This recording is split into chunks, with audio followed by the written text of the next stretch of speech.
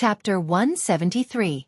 As soon as he opened his mouth, he was met with a soft rebuff. The three ministers felt that they could not ask any more questions. They looked at each other and saw the anger in each other's hearts. This time, Fan Xian had unceremoniously overthrown Guiyu, the director of the Board of Rights, and had angered many officials. Fortunately, most of the officials did not dare do anything for the sake of the Prime Minister and Minister Fan. However, these three lords each had their own backgrounds and plans behind them. After a long time, the Minister of Justice Han Ji suddenly asked in a cold voice, "Yesterday, the Imperial Censor reported you. Does Fan Fengjing know about it?" "I know about it, but not the details," replied Fan Xian calmly. Han Ji stared into his eyes and said, "Fan Xian, don't rely on your talent and background to be so arrogant. And don't think that I will believe that you are truly doing this for the sake of the country and the people by exposing the scandal. If you do not explain clearly what you did during the spring examination, don't blame me for being rude to you." Fan Xian frowned. "There is something wrong with your words, sir. If I did something during the spring examination, would I be willing to take the risk of reporting this to the court? As for the word filthy, I would like to return it to you." "How dare you!" The three officials rebuked him in unison. In all their years in the capital, they had never seen such an arrogant junior. Han Ji was so angry that his beard trembled. "Don't think that all the officials in the capital are afraid of your background. You must know that the reason I was able to rule the Ministry of Justice for 8 years was because of my righteousness, not because of your intimidation tactics." Fan Xian laughed and said, "When investigating a case, we care about the evidence. Who would be as impassioned as you, sir, in expressing your opinions? I truly do not understand." Han Ji was so angry that he laughed. "Fine, fine. Then let me ask you. On February 16th, did you go to Tongfu Tavern?" Fan Xian knew that he was asking about that rainy day. "Yes," he replied with a smile. "Did you go to see Yang Wanli and the others?" "Yes." "Before Yang Wanli entered the palace for the spring examination, did you whisper something to him?" "Yes." "As the examiner of this spring examination, you have the heavy responsibility of supervising the examination. Well, let me ask you directly. Did Yang Wanli enter the top 3? "Exactly." "On that day, outside the examination hall, there were many witnesses who could prove that you had already found out that Yang Wanli had smuggled drugs into his clothes. Why did you let him into the examination hall?" Fan Xian smiled in his heart. He had long told Wang Qinian to have Yang Wanli destroy the silk robe, so he would not be worried at all. He said, "There is no such thing." "No." Han Ji asked angrily. "Exactly." Good. Then let me ask you, that day outside the examination hall, when so many examinees were found to have cheated, did you still let them in?" Fan Xian shivered slightly. He knew that this matter could not even be considered a small matter, but if the other party really did not let it go, it would indeed be troublesome. However, he still calmly replied, "Yes." "All right." Han Jiwei's slightly dark and thin face flashed with some kind of light. He stared into Fan Xian's eyes and said in a cold voice, "Since you've already admitted it, then I can only put you in prison for further investigation." "What did I admit?" asked Fan Xian. Han Jiwei frowned and said coldly, "What I asked you, you admitted it all. This matter is obvious." Fifth-level official Fan Xian, as the minister of the Spring Breeze residence, secretly colluded with examinees Yang Wanli and others to practice favoritism. He regarded the law as nothing and the emperor's grace as nothing. He is truly audacious. Fan Xian narrowed his eyes at the minister and explained, "When did I admit it? Correct. I did see Yang Wanli on February 16th. That was because I admired his talent and learning. At that time, the fraud case broke out. If I really did have the suspicion of favoritism, why would I meet with him on that day? Furthermore, the place of the meeting was at Tongfu Tavern, where all the scholars were gathered. Did I not fear gossip?" He smiled and said, "Since I dared to go, although I do not dare to say that this proves that my heart is pure and clear, how can you conclude that I am colluding with Yang Wanli? As you know, the first time I met with Yang Wanli was outside the examination hall. If you say that I colluded with him beforehand, that would be an injustice. Then how do you explain allowing students to enter the examination hall without permission?" Fan Xian frowned slightly, thinking that too many people had seen, and it was all his fault for not taking the civil examinations seriously. That was why he had acted so arrogantly. He shook his head helplessly. Because I was entrusted by the Overwatch Council to secretly keep an eye on those corrupt officials in the exam hall. So it was not good to lose the big picture because of a little. As for the details, you can send a letter to the Overwatch Council and have them explain in detail. Han Ji-wei snorted angrily. The Overwatch Council was His Majesty's Secret Service. How could he ask? The more he looked at Fan Xian's pretty face, the angrier he became. He pushed the lot pot away and shouted, "Fine, fine, fine. You don't want to admit it. Men, beat this shameless bastard." "Don't beat him." Two people in the court said the same thing at the same time. One of them was the junior minister of the Supreme Court. He smiled bitterly as he tried to persuade the Minister of Justice.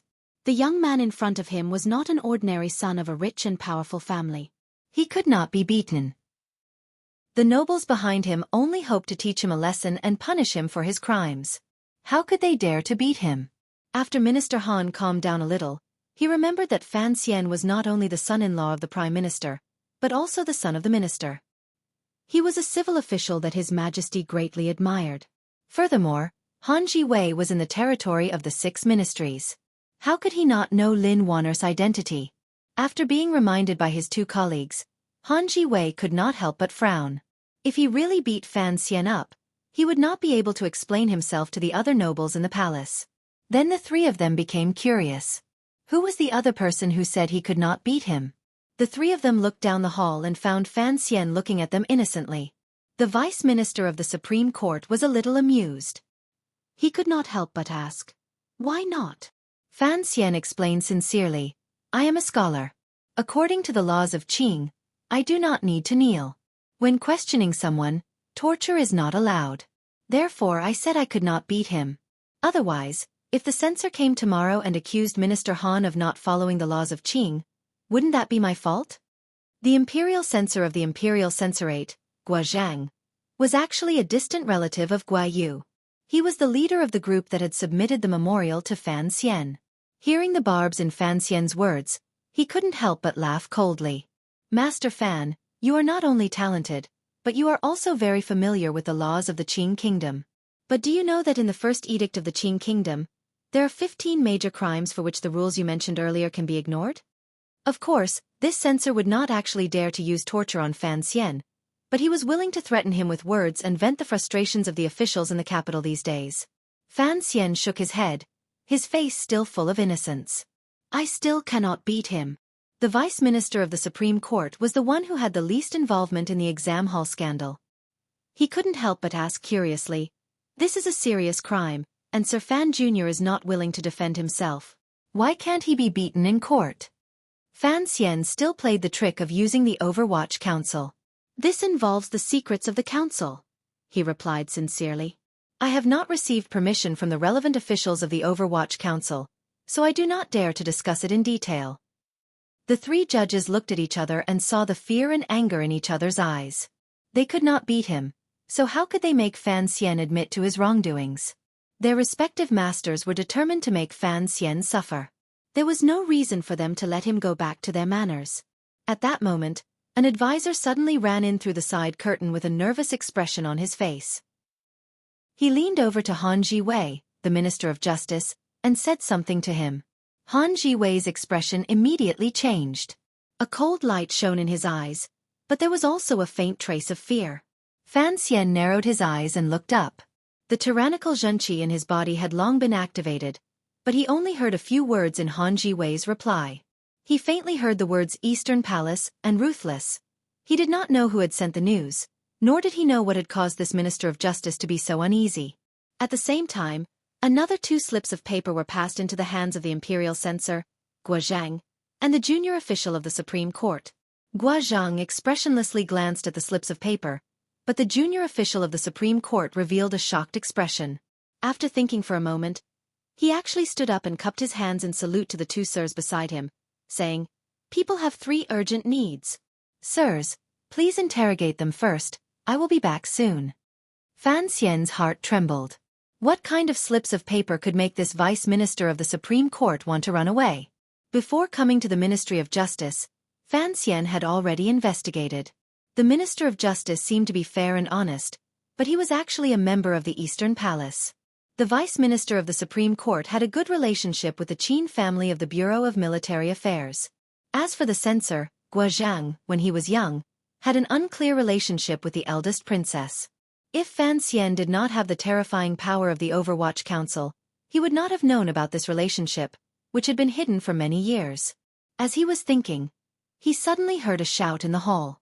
Guards! Fan Xian, the Imperial College's official, is roaring in court. This is a case of fraud, and he has committed 15 major crimes. Beat him. Han Jiwei's facial muscles twisted, as if he had made a great decision.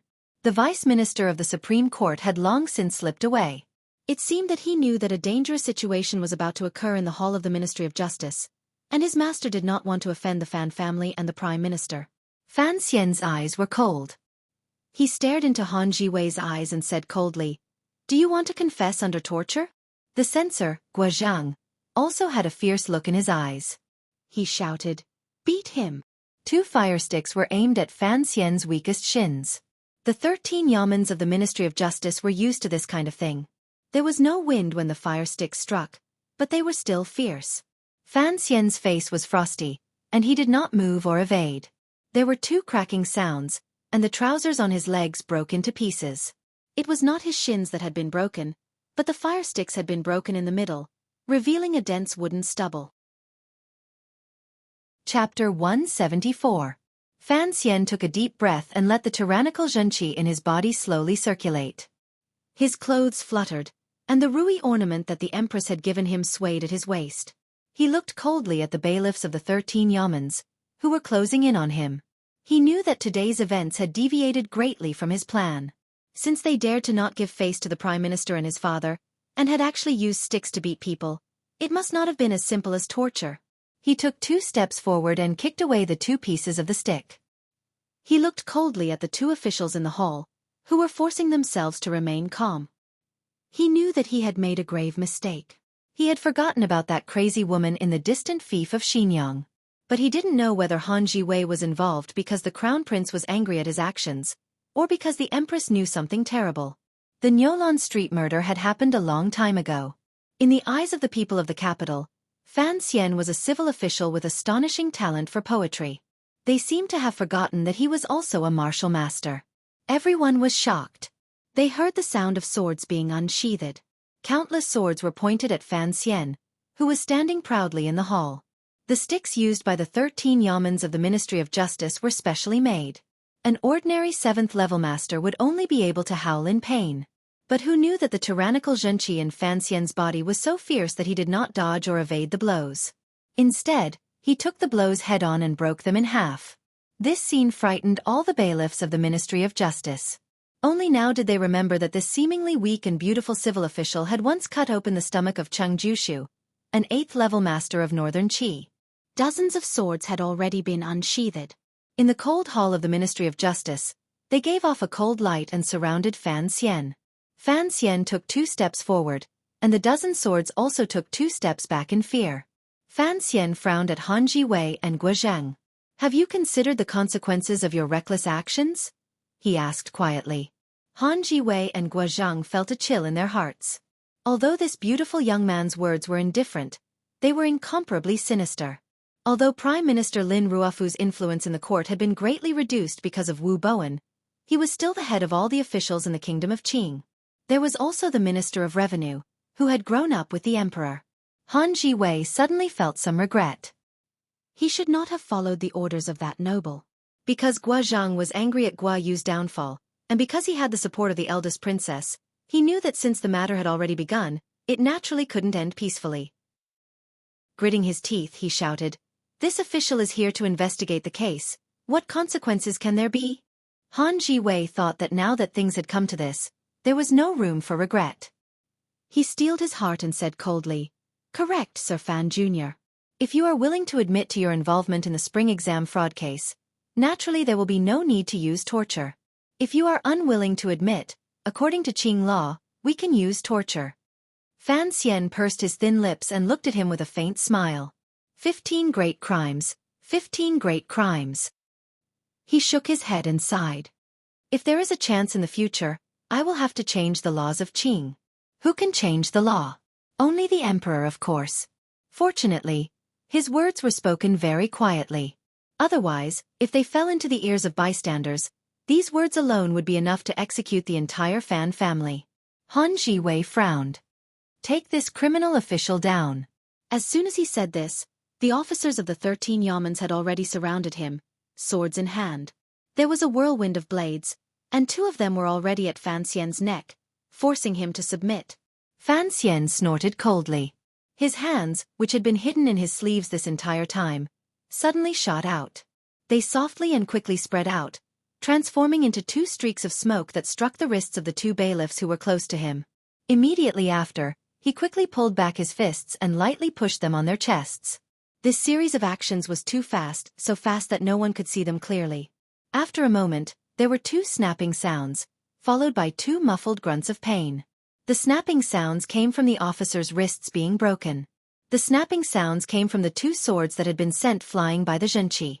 They slanted upwards and stuck deep into the 2 corners of the Ministry of Justice's board. The 2 swords were stuck above the red sun, as if the sun had sprouted 2 horns of a demon. And the 2 officers were gently pushed in the chest by Fan Xian, and their entire bodies flew backwards. They fell onto 2 chairs, smashing them into pieces and letting out 2 muffled grunts. Everyone was shocked. They hadn't expected Fan Xian's strength to be this strong. They unconsciously took half a step back. Guozhang was not in a hurry. He smiled at Fan Xian and said quietly, "Beating an officer in public is an additional crime." Han Jiwei understood what he meant. Whether or not they could use torture was a small matter. As long as they could pin the crime on Fan Xian, it would be fine. The more Fan Xian refused to surrender, and the more he resisted, the better. Guozhang looked at Fan Xian and smiled. "Young Master Fan, it would be best if you behaved. I know you are skilled in both the pen and the sword, and that it would not be difficult for you to escape from the Ministry of Justice. But do you want to be accused of rebellion and disobedience?" His fingers gently tapped on the chopping board. He was very satisfied with the current situation. He said quietly, "Young Master Fan, if you resist now, it will mean that you have evil intentions. If you do not resist, then be a good boy and accept your punishment." He added at the end, "If young Master Fan wishes to kill his way out of the Ministry of Justice, please do as you please. But it is a pity. A pity. A dignified immortal of poetry, the idol of the scholars, is going to cause unrest in the government and ruin his reputation because of such a serious crime." Fan Xian looked at him calmly and suddenly said, "Actually, I grew up scared." He was talking about his experience of looking at corpses every day when he was a child. He thought of what Censor Gua had just said, and it really did have some of Stephen Chow's elegance as a 9th-level official. A cold light flashed in his eyes. He knew that he could not kill his way out of the Ministry of Justice, but he did not want to be punished either. So he could only drag it out until the people behind him reacted. He said coldly, "Killing my way out of the Ministry of Justice is a serious crime. Very well, I will stay here and chat with you too." Having said this, he went to the side and sat down on a chair. His eyelids were slightly closed. He said quietly, "If you want to use torture, I will naturally resist. If you do not use torture, I do not mind sitting here a little longer. My 2 lords, when you are done with the trial, please let me know so I can go home and have some porridge." What a bold and arrogant person. Han Jiwei shouted, "Arrest him!" This was the 3rd time he had shouted during the trial that day. Fan Xian's face was expressionless. He lightly slapped the tea table next to him, and the tyrannical Xueqi in his palm spread out like a cloud. In an instant, the wooden tea table was smashed into countless pieces. Then he raised his eyes to look at the bailiffs around him. Being swept by his gentle gaze, they thought of the terrifying power this young Sir Fan had demonstrated. None of the bailiffs of the 13 yamens, who were usually not afraid of ghosts or gods, dared to take a step forward. Since the founding of the country, there had never been such an absurd scene in the hall of the Ministry of Justice. It did not seem like something that could happen in real life. It was more like a play that Fan Xian had occasionally seen in his previous life. The criminal being interrogated sat calmly on the chair, and the bailiffs around him did not dare approach. Yet, the criminal refused to kill his way out of the Ministry of Justice, and there was nothing they could do about it. In Fan Xian's life, the chair he sat on would always, at the right moment, show his attitude. Perhaps it was anger, or perhaps he was ready to fight back. When he was in Danzhou, when he was 12 years old, he had stepped on a small stool and beaten the second housekeeper to a pulp. On the day he had first entered the capital, he had sat on the chair under the side door, suppressing his anger and preparing to receive the second aunt's gentle words. Today, in the hall of the Ministry of Justice, he was still sitting on the chair, his face calm as he looked at the two high-ranking officials who wanted to use sticks to discipline him. In his heart, he wondered who else was behind this, other than the eldest princess. The Ministry of Justice once again fell into a stalemate. Seeing Fan Xian surrounded by the 13 yamens, Imperial Censor Gua was in no hurry. He knew that Minister Fan Jian and Prime Minister Lin Ruofu had been delayed by other matters today. He had plenty of time to wait for Yang Wanli and the others to come in as witnesses. He smiled. Tomorrow, I will report what happened today to His Majesty. Let's see if you can still rely on your father's power to be so arrogant. Don't think that I can't convict you. In a moment, when Yang Wanli and the others arrive as witnesses, Minister Han will still arrest you. If you still dare to resist, don't blame the 3 ministers for requesting an edict to punish you for the crime of treason. Fan Xian said quietly, Sir Gua, since both sides have shed all pretense of cordiality today, I will say this plainly. If Yang Wanli and the others have any problems, you should prepare for your funeral. This was a naked threat. Since the founding of the Kingdom of Qing, Fan Xian was the first person who had dared to threaten a minister of the court and an imperial censor in the hall of the Ministry of Justice with his status as a 5th-level official. Sensing the murderous intent in Fan Xian's light words, Han Ji-wei felt an inexplicable chill in his heart. The corner of his eye twitched and he said coldly, Fan Xian, you must know that you are an official of the court, not a powerful swordsman. Today, you have caused a ruckus in the Ministry of Justice. I want to see how you will deal with this. Fan Xian said quietly, the Ministry of Justice wants to force a confession out of you. The imperial censor is angry that Minister Gua has been removed from his position and wants revenge. I don't know what kind of official you are. Tomorrow, I will write a great poem about what happened today and spread it throughout the world. This will teach the people of the Kingdom of Qing today, and what the officials are like. It will also teach His Majesty to see who these officials listen to in today's court. Say what you will. Gua Zhang knew that with Fan Xian's current reputation, it was not impossible for him to pull this off. He said quietly, Sir Fan, if you know the details of the scandal, why did you not report it to your superiors and have the court investigate it? Instead, you acted through the Overwatch Council. In any case, you have committed the crime of looking down on the court. I want to see how Minister Fan explains this to the court tomorrow. His words were overbearing, and a murderous look flashed across Fan Xian's handsome face. He stood up and stared coldly at the 2 high-ranking officials on the stage. The officials around him grew nervous, and they pointed their sharp blades at Fan Xian's vital points. Just as danger was about to erupt, Yan Ruohai's cold voice came from outside the Ministry of Justice. The Overwatch Council is acting on orders. Since when do we need to explain everything to the imperial censor? Fan Xian smiled and shook his head. It was a pity that the people from the council had arrived a little early. Chapter 175. After a series of hurried but orderly footsteps, Yan Ruohai, the head of the 4th Bureau of the Overwatch Council, walked in from outside the Ministry of Justice. Behind him was a large group of secret agents of the Overwatch Council. Seeing the Overwatch Council put on such a show, Gua Zhang did not say anything. He only frowned and said, I didn't think Master Yan would come to hear the case. Yan Ruohai paid no attention to the imperial censor. He looked at the beautiful young man on the chair and smiled. I am Yan Ruohai. Greetings, Master Fan. Fan Xian also stood up and smiled. If Master Yan still doesn't come, I'll have no choice but to tear down the Ministry of Justice and flee the world. Naturally, this was just a joke. Han Ji-wei glanced at Yan Ruohai and furrowed his brows. He wondered why the Overwatch Council had come to mess things up. He said, Sir Fan Jr. made a ruckus in court and beat up an official. His crime is unpardonable. No matter who comes, I'm afraid he won't be able to leave the Ministry of Justice today. Besides, the headquarters has already sent a notice to arrest Yang Wanli and the other criminals. Once the witnesses arrive, the case will naturally be cleared up. No need. Yan Ruohai said, The officials of the 13 Yamens went to the Tongfu Tavern to arrest someone, but they have already been arrested by Sir Mu Tai of the First Bureau of the Overwatch Council. They are now drinking tea in the Overwatch Council. If you have time, please go and bring your subordinates back. The Ministry of Justice's reputation had been completely lost today.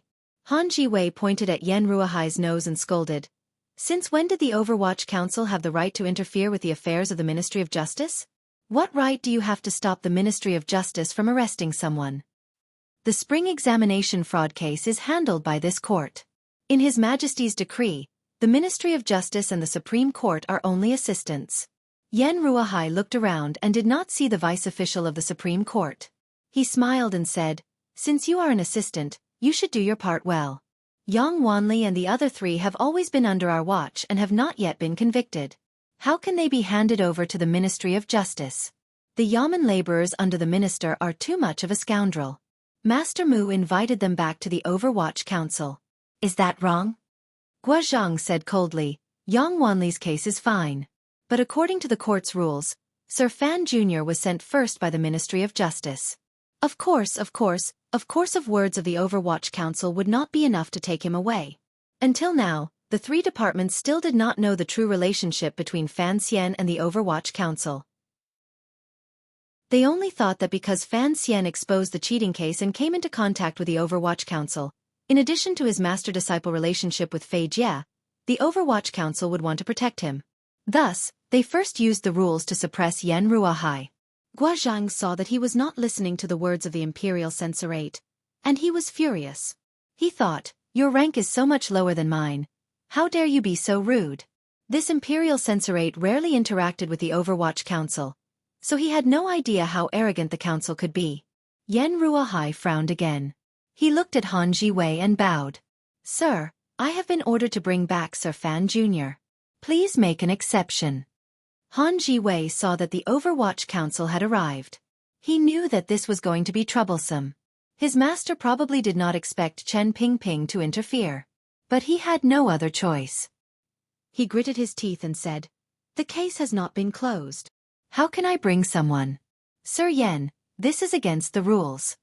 He copied Guozhang's tone and used the court's rules to pressure others. Yen Ruohai frowned and waved his hand. Countless grunts sounded at the same time. In the hall of the Ministry of Justice, the wind of fists and the shadows of feet collided. The people of the 13 Yamens had no time to fight back.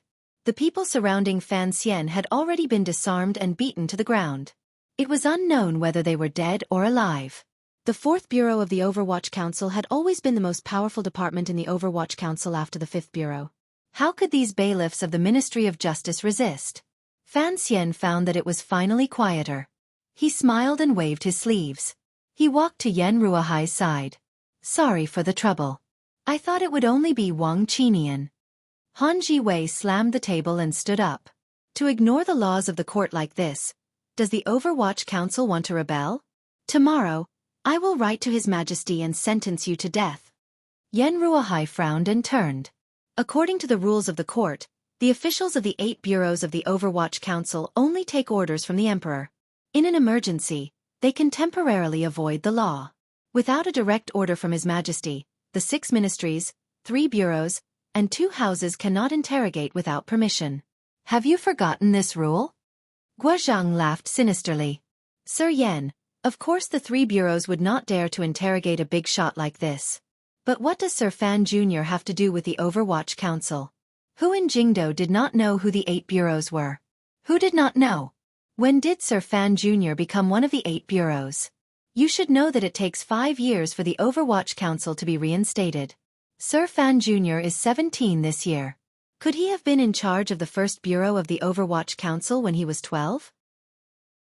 No one would believe it, so Imperial Censor Gua and Minister Han were not worried that Fan Xian would dare step out of the door of the Ministry of Justice. If he did, then he would be in contempt of the law of the Qing Kingdom, a crime that could not be pardoned. Furthermore, Fan Xian had offended so many officials in the capital. Under the turbulent court discussions, even the Prime Minister and Minister Fan would not be able to protect him. His Majesty would have no choice but to punish him. Yen Ruohai looked at Fan Xian and smiled warmly. Fan Xian smiled. His fingers reached to his waist and untied the Rui ornament given to him by the Empress. He tossed it to an Overwatch Council official, and then slowly pulled out a wooden tablet. The wooden tablet was slightly yellow, with the words, Commissioner, written on it. He extended his hand straight towards Imperial Censor Gua and Minister Han. Both of them craned their necks forward to see what was written on the token. They were so shocked that they slumped back into their chairs. The wooden token was like a slap to the faces of these two high-ranking officials from afar. Fan Xian smiled and shook his head. Goodbye, my lords. After saying this, he and Yen Ruahai walked slowly out of the Great Hall of the Ministry of Justice under the protection of the Overwatch Council officials. Behind the table, Imperial Censor Gua's face was ashen. Minister Han leaned back in his chair, deep in thought. No one had expected Fan Xian to be a commissioner of the Overwatch Council. What was a commissioner? It was a transcendent existence above the 8 bureaus of the Overwatch Council. It was one of the most secretive positions in the council. Many officials in the court had speculated, but no one could have guessed that the commissioner, who was rumored to be incomparably sinister, was actually the same person as Fan Xian, who had a belly full of poetry and a face full of sunshine. What do we do? Han Jiwei opened his eyes, and a cold light flashed in them. Neither the 6 bureaus nor the 3 bureaus have the right to interrogate the commissioner of the Overwatch Council unless His Majesty orders it. But you and I both know that His Majesty would never make such an order. Gua Zheng frowned. Looking at the large group of people disappearing from the stone steps in front of the Ministry of Justice, he said coldly, "What a turtle made of iron. I can't even find a place to start. But I'm still curious. Why didn't Fan Xian reveal his identity at the beginning? Why did he have to come to the Ministry of Justice? Was he really not afraid that we would use the aces of the court to capture him before Yen Ruahai arrived?" Minister Han also did not understand, but there was great worry in the depths of his heart. Since he could not bite Fan Xian to death today, then what awaited him was certainly a powerful counterattack that was about to arrive.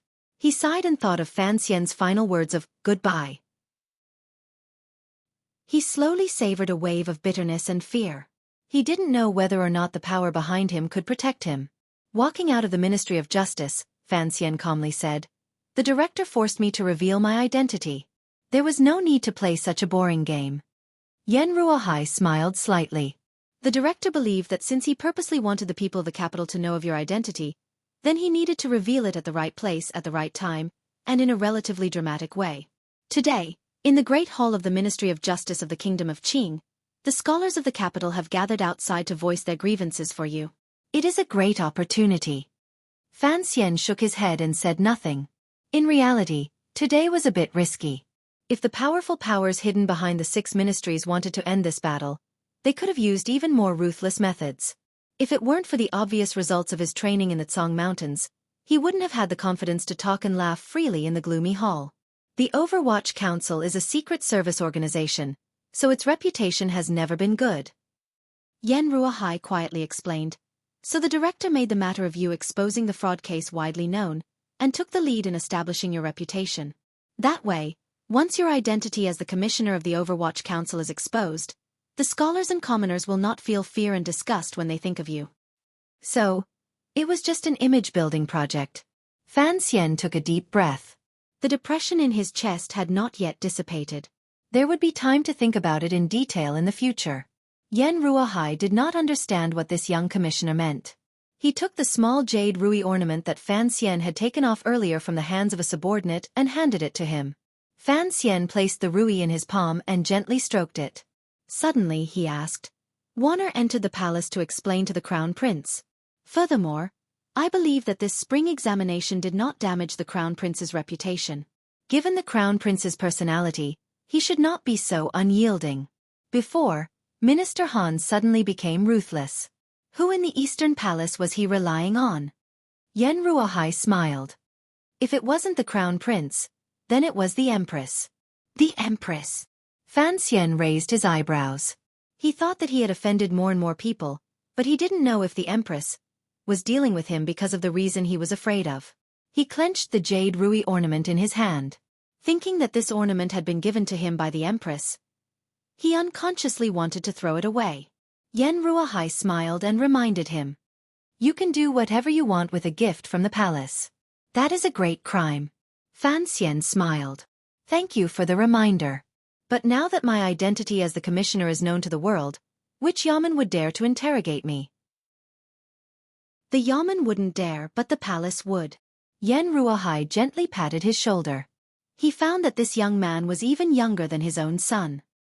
He shook his head and sighed. Fan Xian nodded in acknowledgement. He then said sincerely, "Please do not worry, Sir Yen, on this trip to Northern Qi. I will bring you back safely." "Thank you," said Yen Ruohai. Walking out of the Ministry of Justice, the scholars and commoners who had been surrounding the street saw Sir Fan, who had bravely uncovered a case of fraud, walk out safely, and burst into cheers. Fan Xian smiled and thanked them. Only now did he understand why he had behaved so arrogantly in front of the Ministry of Justice today. It was because he had finally done something that he believed to be absolutely correct. It was like a line he had read in novels in his previous life. What was the right path? The right path was to do what was right, what one believed to be right. This feeling was very good, very powerful. Chapter 176. News of what happened at the Ministry of Justice quickly spread throughout the capital.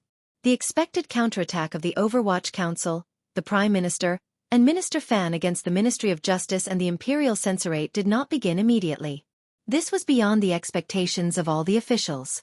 During the palace examination, the Emperor of Qing finally made his stance clear. The people Fan Xian had taken a liking to were all chosen into the second rank. As for the Zhuang Yuan, Bang Yan, and Tan Hua, they were, not surprisingly, given to some long-established scholars. Furthermore, Fan Xian knew that the names of these three had appeared on those slips of paper. When he had pasted their names, he had tampered with them. His Majesty's stance on the exam hall fraud case was even more obvious in the specific circumstances of the court examination. During the banquet, the officials were surprised to see Fan Xian, a fifth-level scholar of the Imperial College, sitting uneasily in the front row, to the right of the Crown Prince and the Second Prince. He smiled shyly, as if he had not drunk today, so he was not as wild as he had been the night he had spat out 300 poems. He was not used to the feeling of being watched by so many people. After Fan Xian had caused trouble at the Ministry of Justice, the officials in the capital had long known his true identity. They also knew that the Overwatch Council had used Fan Xian as a pretext to make a fuss. They had used Fan Xian's privilege as the commissioner of the Overwatch Council to strip the faces of the Minister of Justice, Han Jiwei, and the Imperial Censorate, Gua Zhang. It was also rumored that there had been a disturbance in the palace that night. The commissioner of the Overwatch Council was a very sinister position. The officials still found it difficult to connect Fan Xian, who controlled countless secret agents and secretly controlled the lives of officials. But no matter what, when the officials looked at Fan Xian now, they no longer saw him as a civil official, a son of a powerful family with a powerful background. For the first time, they truly felt Fan Xian's power. After the palace examination, the cheating case in the spring examinations was still under the jurisdiction of the Overwatch Council. Slowly but surely, it was being investigated. Commissioner Fan, on the other hand, had quieted down. Those who knew the inside story guessed that Fan Xian was preparing for his diplomatic mission in a few days. On the 3rd of the 3rd month, the court examination ended, the banquet ended, and the flower arrangement ended. Yang Wanli, Ho Jichong, Chang Jialin, and Shi Chanli, these four scholars who had suddenly been blessed by the heavens, finally found an opportunity to sit uneasily in a carriage and arrive at the gate of Fan Manor on the southern street of the city. Yang Wanli raised his head to look at the lavish facade of Fan Manor. He glanced nervously at the ferocious stone lion crouching by the door and mumbled, "I'm a little nervous." Ho Jichong was the calmest of the four, but this was the first time he had come to such a luxurious manor, so he was a bit nervous. He forced a smile and said, "I've seen Sir Fan Jr. before. Not only is he young and promising, his way of talking is also very interesting. He's not like the other officials in the court, who are hateful. What are you nervous about?" Chang Jialin stood to the side and didn't know what to say. A few days ago, the Ministry of Justice and the Overwatch Council had caused a ruckus. Logically speaking, the four of them had already been put under Fan Xian's tutelage. The palace examination had passed. No matter what, they should come to the manor to pay their respects. Going back to that day at Tongfu Tavern, the four scholars had suddenly discovered that the most terrifying Overwatch Council in the Kingdom of Qing had fought with the bailiffs of the 13 yamens for their sake. They had almost been scared to death. Shi Chanli's temperament was the most gentle and carefree. This time he hadn't passed, so he was much more relaxed than his three friends. He pointed at them and laughed. I can see that you are all quite nervous, but it's probably not because you're visiting your teachers. It's because you've discovered that Sir Fan Jr. has suddenly become the commissioner of the Overwatch Council. Brother Zhu, am I right? Yang Wanli looked at the stone lion again and smiled bitterly. No one would have guessed that in less than 2 days, the immortal poet Fan Xian would suddenly become one of the most powerful officials in the Overwatch Council. It's not like you don't know how frightening the Overwatch Council is. The officials in the court have always been wary of it. Sir Fan Jr. joining the Overwatch Council has not been a good thing. That's just the prejudice of ignorant people. Shi Chanli smiled and said, that day in Tongfu Inn, you also said that the Overwatch Council is very beneficial in supervising the governance of officials. He turned to the somewhat disapproving Ho Ji-chong. After Minister Gua went to prison, you also raised your cup for the Overwatch Council. What's wrong? Now that you've discovered that your teacher is a high-ranking official of the Overwatch Council, you're acting like ordinary people and wanting to keep a respectful distance? Yang Wanli sighed. The whole world knows that Sir Fan Jr. was the main contributor to the scandal of the spring examination. It was only later that we realized that he had been working for the Overwatch Council all along. Sir Fan Jr.'s actions have not only shaped the futures of the three of us. More importantly, it has created a slightly fairer path for the scholars of the world. Everyone is grateful. Even after knowing that he is the commissioner of the Overwatch Council, no scholar dares to show him the slightest disrespect. As for you and me, there's no need to say more. Even if Sir Fan Jr. stays in the Overwatch Council in the future, we still have to follow him. Brother Shi, you don't need to say more. I've already made up my mind. Ho Ji-chong smiled. That's right. It's just a pity that, according to the rules of the court, any leader of the special agents of the Overwatch Council can no longer enter the cabinet. It's a pity for Sir Fan Jr.'s talent. At this moment, Chung Jolin had a chance to interject. Sir Fan Jr. still has that identity. His official career has never been able to flourish. I hear that next year he will be in charge of the Royal Merchant's Palace Treasury, so it's not a pity that he can enter the Overwatch Council. Everyone understood that he was talking about Fan Xian's identity as the princess's son-in-law. When they thought about how this extremely young teacher of theirs had so many identities, they all felt it was strange. The four of them discussed in low voices at the gate of Fan Manor for a long time. Finally, they got rid of some of their nervousness and walked toward Fan Manor, handing over the name cards they had prepared. The gatekeeper of Fan Manor had long since noticed these 4 people who looked like scholars. He took the name cards with a face full of suspicion, and found that they were the 4 people who had been rumored in the capital for a long time. The servants of Fan Manor all knew that their young master had accepted 4 new students. So it was these 4 people in front of them. They respectfully invited them into the gatekeeper's room and served them tea. The 4 of them knew that this was the custom of a noble family. Whenever a guest came, they had to first drink tea in the gatekeeper's room. Unexpectedly, after a short while, the gatekeeper reported back with a face full of embarrassment. The young master has gone out today. He is not in the manor. Would you like to leave a message, or perhaps come back another day? The 4 of them couldn't help but feel a little disappointed. But deep down, they couldn't help but relax. At that moment, an official sedan chair stopped by the side door. The gatekeeper hurried forward to greet it. A middle-aged official with a solemn expression stepped out of the sedan chair. His eyes were soft and full of spirit. As he walked past the gatekeeper's room, he stopped and looked at the 4 scholars. The gatekeeper saw that his master had stopped and was about to introduce him, but his master waved his hand and turned to the 4 scholars. Which one of you is Yang Wanli? Who is Shi Chanli? Who is Ho Ji-chong? Who is Cheng Jolin? Ho Ji-chong was shocked. He thought that this man knew who the 4 of them were without asking, and he didn't just ask for their names. He didn't leave out any of them. It seemed that he didn't want to give them the impression of favoritism. For such a clear-minded person to know without thinking, he must be Sir Fan Jr.'s father. He quickly bowed. I am Ho Ji-chong. Greetings, Minister. The 3 scholars beside him came to their senses. Knowing that the man in front of them was Sir Fan Jr.'s father, they hurriedly bowed as well. Count Sinon smiled and looked at Ho Ji-chong. It seems that Fan Xian has a good eye, he said with some approval. He's not home. If you don't mind him being long-winded, Why don't you accompany me into the manor for a chat? This was their teacher's father. How should they address him? Although the four scholars were the rising power of the kingdom of Qing's officialdom, they didn't dare say anything in front of this wily old minister. They obediently followed him into the manor. The ugliest building on Tianhe Road was still silent in the spring light. The famous falling flowers and running water on either side of the road had no petals. Because it was still early in the spring, the flowers had not yet fully bloomed. Naturally, they didn't want to throw their clothes into the water. The common people of the capital still followed the old rules, staying far away from the Overwatch Council. The stone tablet in front of the gate quietly watched them, as if to say, "The council is here to protect you. Why are you so afraid?" Don't ask why the common people were afraid of the Overwatch Council. Just like Yang Wanli and the other scholars, people's fear of secret agencies was always without reason. It was because there seemed to be no light in the yamen, only secrets and darkness. In the square-shaped room of the Overwatch Council, the 7 leaders were sitting at the long table, holding their breaths and calming their spirits. They knew that today's meeting was special, so their gazes toward the crippled director at the end of the long table were filled with doubt. After the head of the first bureau, Xueqi, committed suicide in this room, the first bureau had been without a leader.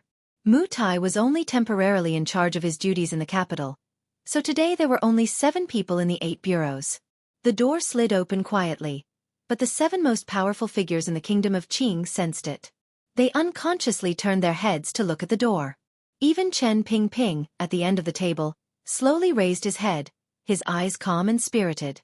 An old man with slightly brown eyes and a head full of messy hair walked in. Everyone was slightly surprised, but they saw Fei Jie turn around and say quietly, "An ugly daughter-in-law has to see her parents-in-law. Come in. What are you waiting for?" The young man behind him came out, a little embarrassed.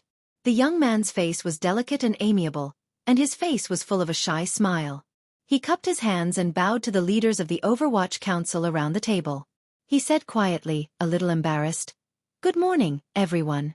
I am Fan Xian." Chapter 177. The meeting room of the Overwatch Council fell into an awkward silence. No one had expected Commissioner Fan's first appearance in the Overwatch Council to be in such a situation. It was completely at odds with the usual somber atmosphere of the Overwatch Council. After a while, someone finally couldn't help but laugh. Fan Xian smiled, cupped his hands, and walked inside. Of the 7 powerful figures present, he only recognized Yan Ruohai. The others were all unfamiliar. Fortunately, Fei Jie had been by his side all day, otherwise he would have been afraid to face the most sinister and terrifying spies in the kingdom of Qing alone. At the end of the long table, there was an old man sitting in a wheelchair. His eyes were cold, but they were very gentle as he looked at Fan Xian. For no reason, Fan Xian sighed in his heart and slowly walked forward. He had recognized him long ago. After all, he had seen him 16 years ago when he first came to this world. In those 16 years, the old cripple's face did not seem to have changed much.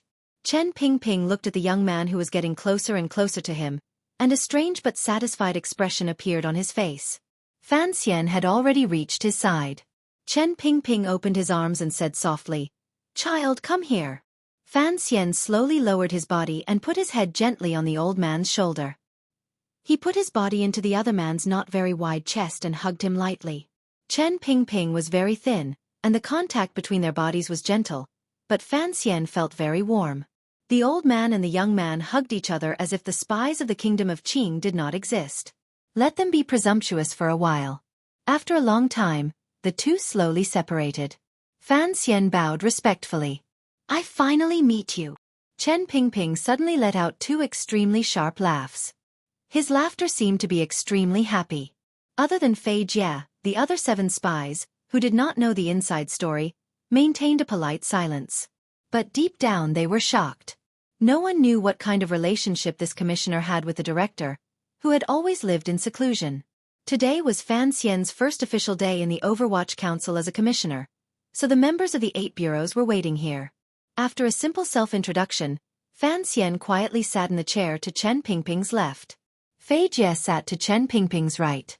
"He is Fan Xian." Chen Pingping looked at his subordinates and quietly said, "In the future, I will be the commissioner of the Overwatch Council. Everyone, please support me." When Dean Chen introduced the new members, he had never been as serious as he was today, and he had never said so many words. The 7 leaders all knew the weight of these words. They stood and bowed formally to Fan Xian without saying anything more. From the time Fei Jie began teaching Fan Xian at the age of 5, Fan Xian knew that something must have happened between him and the secret service organization that the world feared and the common people avoided. Especially after learning of his mother's relationship with the council, he knew that one day, he would also have a very strange relationship with the council. When he was young, he had learned a lot about the Overwatch Council's organizational setup and workflow from Fei Jie. After entering the capital, he had done a lot of things and cooperated with the Overwatch Council. He had also independently formed the Qinian unit outside the council. Now that he had formally heard this explanation, his understanding of the Overwatch Council had naturally deepened. The Overwatch Council was a secret service organization directly under the Emperor. Its power was outside of the 6 ministries, and it was not limited by Qing law. It only acted according to imperial edict. It was divided into 8 bureaus. The first bureau was responsible for monitoring the officials in the capital, and many spies were placed in important departments. It was the most important department of the Overwatch Council. Its previous leader was Zhu Gu, who had secretly sided with the eldest princess and had died a few months ago. The second bureau was responsible for gathering and analyzing information from various departments, as well as making plans for the emperor and the military. The third bureau was the department that Fan Xian felt closest to. Before his teacher, Fei Jie, retired, he had always been the head of the third bureau. The third bureau was responsible for developing drugs and all kinds of unorthodox weapons. The drugs, poisons, and aphrodisiacs that Fan Xian had on him were basically the results of the third bureau's research. The fourth bureau was Yan Ruohai's department. It was responsible for monitoring the officials of the various provinces outside of the capital, as well as collecting relevant intelligence. Its scope of power extended far beyond the borders of the country, including parts of northern Qi and Dongyi. In terms of authority, it was the most powerful department in the Overwatch Council, aside from the first bureau. The fifth bureau of the Overwatch Council had always been stationed outside the capital. It was established by His Majesty himself, and was responsible for protecting Chen Pingping's safety. When necessary, it could also carry out 1,000-mile raids by cavalry. Years ago, when they penetrated deep into northern Wei and captured the spy leader Xiao En, that was the most glorious achievement of the fifth bureau. It could be said that this department was the most powerful in the Overwatch Council. The sixth bureau was the least famous, but also the most terrifying department. Even though Fan Xian had been in the capital for so long, he had not had much contact with it. This was because the sixth bureau was responsible for dealing with assassinations. Of course, on the other hand, the sixth bureau was also responsible for protecting the people chosen by the emperor. The seventh bureau was responsible for interrogating and imprisoning enemies. It was a more professional existence than the 13 yamens of the Ministry of Justice. The inconspicuous head of the prison that Fan Xian had seen in the Overwatch Council's prison was the former head of the 7th Bureau. The 8th Bureau. The 8th Bureau. Fan Xian wanted to laugh when he saw the middle-aged official. This was probably the department that he had dealt with the most in the Overwatch Council. The Danbo bookstore did not skimp on paying tribute to the 8th Bureau. Although he had connections, 7th Yi shopkeeper still carefully paid tribute to the 8th Bureau every month. This department, in Fan Xian's opinion, was similar to the yamen of his previous life, except that it had more power and was more independent. After the brief introductions, the 7 leaders of the Overwatch Council did not need Fan Xian to introduce himself. Fan Xian's background was too clear, too glorious. Everyone in the Qing kingdom knew about it. Furthermore, these 7 were as cunning as foxes, as vicious as wolves, and as fierce as tigers. Of these 7 leaders, Fan Xian only recognized Yan Ruohai. He was more interested in the leaders of the 6th and 3rd Bureau. During the introductions, the leader of the 6th Bureau, who was responsible for assassinations, added the word representative. Fan Xian was a bit curious.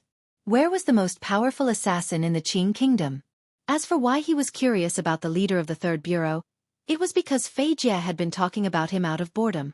This leader, whose surname was Lang, was actually Fei Jie's head disciple. Fan Xian should have called him elder brother instead. After the meeting ended, Leng of the 3rd Bureau and Yan Ruohai of the 4th Bureau stayed behind. Fan Xian and Lang huddled together and whispered for a while. When it came to poisons and hidden weapons, they couldn't help but be exuberant. Yen Ruahai watched from the side and felt his hair stand on end. Only then did he remember that this commissioner was Fei Jie's last disciple, and also a little monster who grew up with poisons. In the future, it would be best if he didn't get too close to him.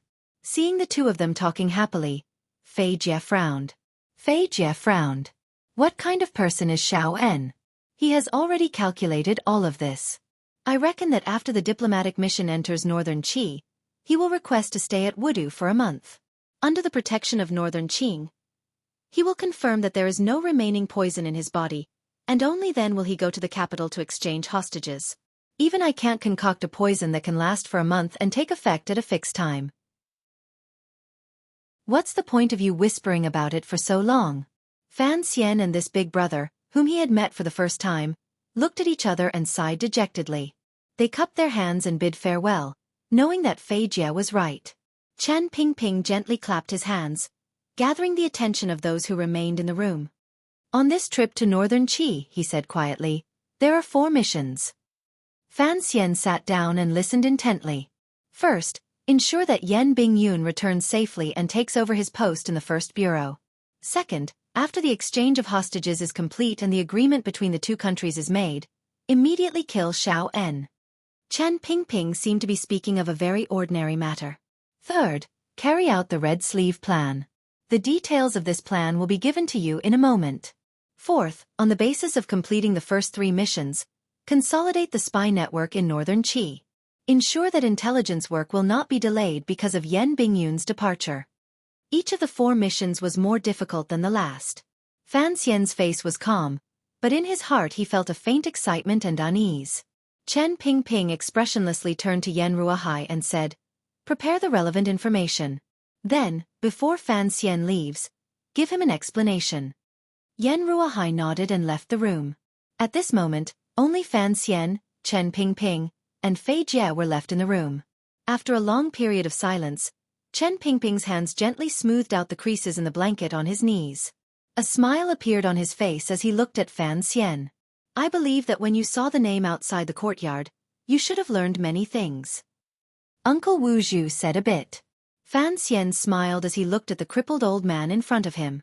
A very complicated feeling welled up in his heart. Although a large part of his life had been arranged by this old man, for some reason, Fan Xian could not feel the kind of conflict that most people would have. Instead, he felt a strange kind of trust, as if this most terrifying official in the kingdom of Qing was worthy of his trust. This was intuition, and Fan Xian had always trusted and respected his intuition. Lao Wu. Chen Pingping closed his eyes and frowned, as if lost in some kind of memory. Suddenly he said, has his memory gotten better? Fan Xian said quietly, perhaps he remembers what he should remember, and forgets what he doesn't want to remember. Fei Jie coughed twice and glared at the student. He thought that there was really no need to say such mysterious words in front of the principal. It was very annoying. Chapter 178. Chen Pingping gave a shrill laugh and rubbed his rough fingers together. Is Sir Wu in the capital right now? Fei Jie had asked this question on Fan Xian's wedding night. Fan Xian shook his head and answered just like last time. I heard he went to the south to find Yi Lu Yun. I don't know when he'll be back. For some reason, Fan Xian seemed to faintly hear a regretful sigh coming from a dark corner of the room. He frowned, and the fingers in his sleeves tightened around his crossbow. What the 3 of them were talking about was too frightening. No matter who heard it, for Fan Xian and Chen Pingping, it would be difficult to bear the consequences. Come out. Chen Pingping seemed to see the reaction in his sleeves. I think you must be very curious about who the true head of the 6th Bureau is. With these words, a person, or more accurately, a black shadow, floated out from the dark corner of the room. It was so ethereal that it did not seem to be a mortal. This black shadow floated behind Chen Pingping and gradually revealed itself. It was a man covered from head to toe in black. A strong man. Fan Xian sensed the aura that the other party was deliberately emitting. His pupils shrank, and his entire body tensed up, then slowly relaxed. He had seen this person before. 16 years ago, this shadow-like assassin had stood on Chen Pingping's carriage, swept past like a hawk, and killed a mysterious sorcerer in an instant. He is the head of the 6th Bureau of the Overwatch Council. He never sees outsiders. Fei Jie smiled. Of course, you are not an outsider. The head of the Qing Kingdom's assassins did not say anything. He stood silently behind Chen Pingping, as if he had no interest in Fan Xian. Chen Pingping's voice was a bit hoarse. He continued Fei Jie's words.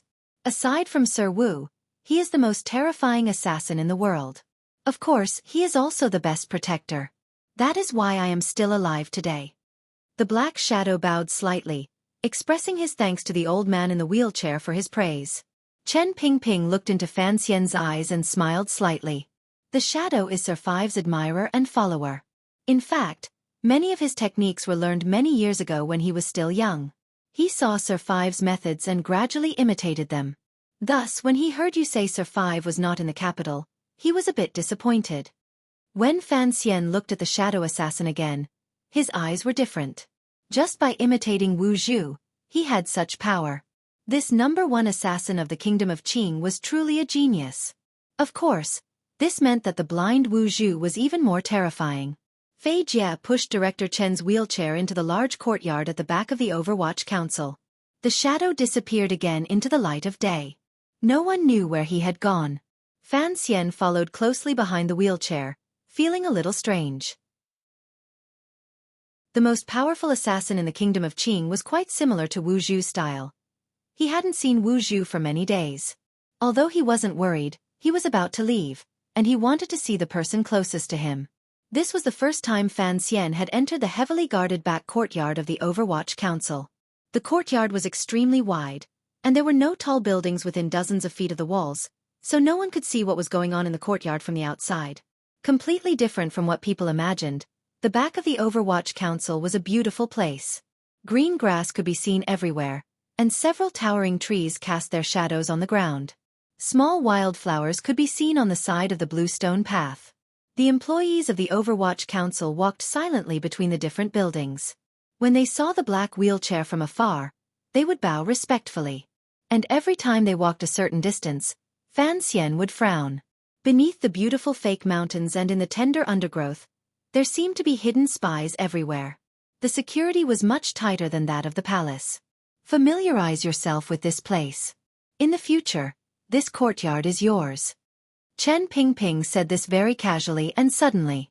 It felt as easy as throwing a steamed bun to Fan Xian. Fan Xian's heart skipped a beat.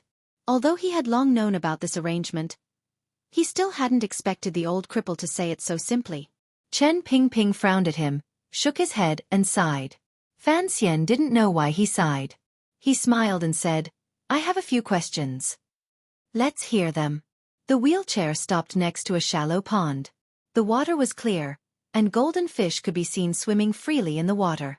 Chen Pingping stared at the water.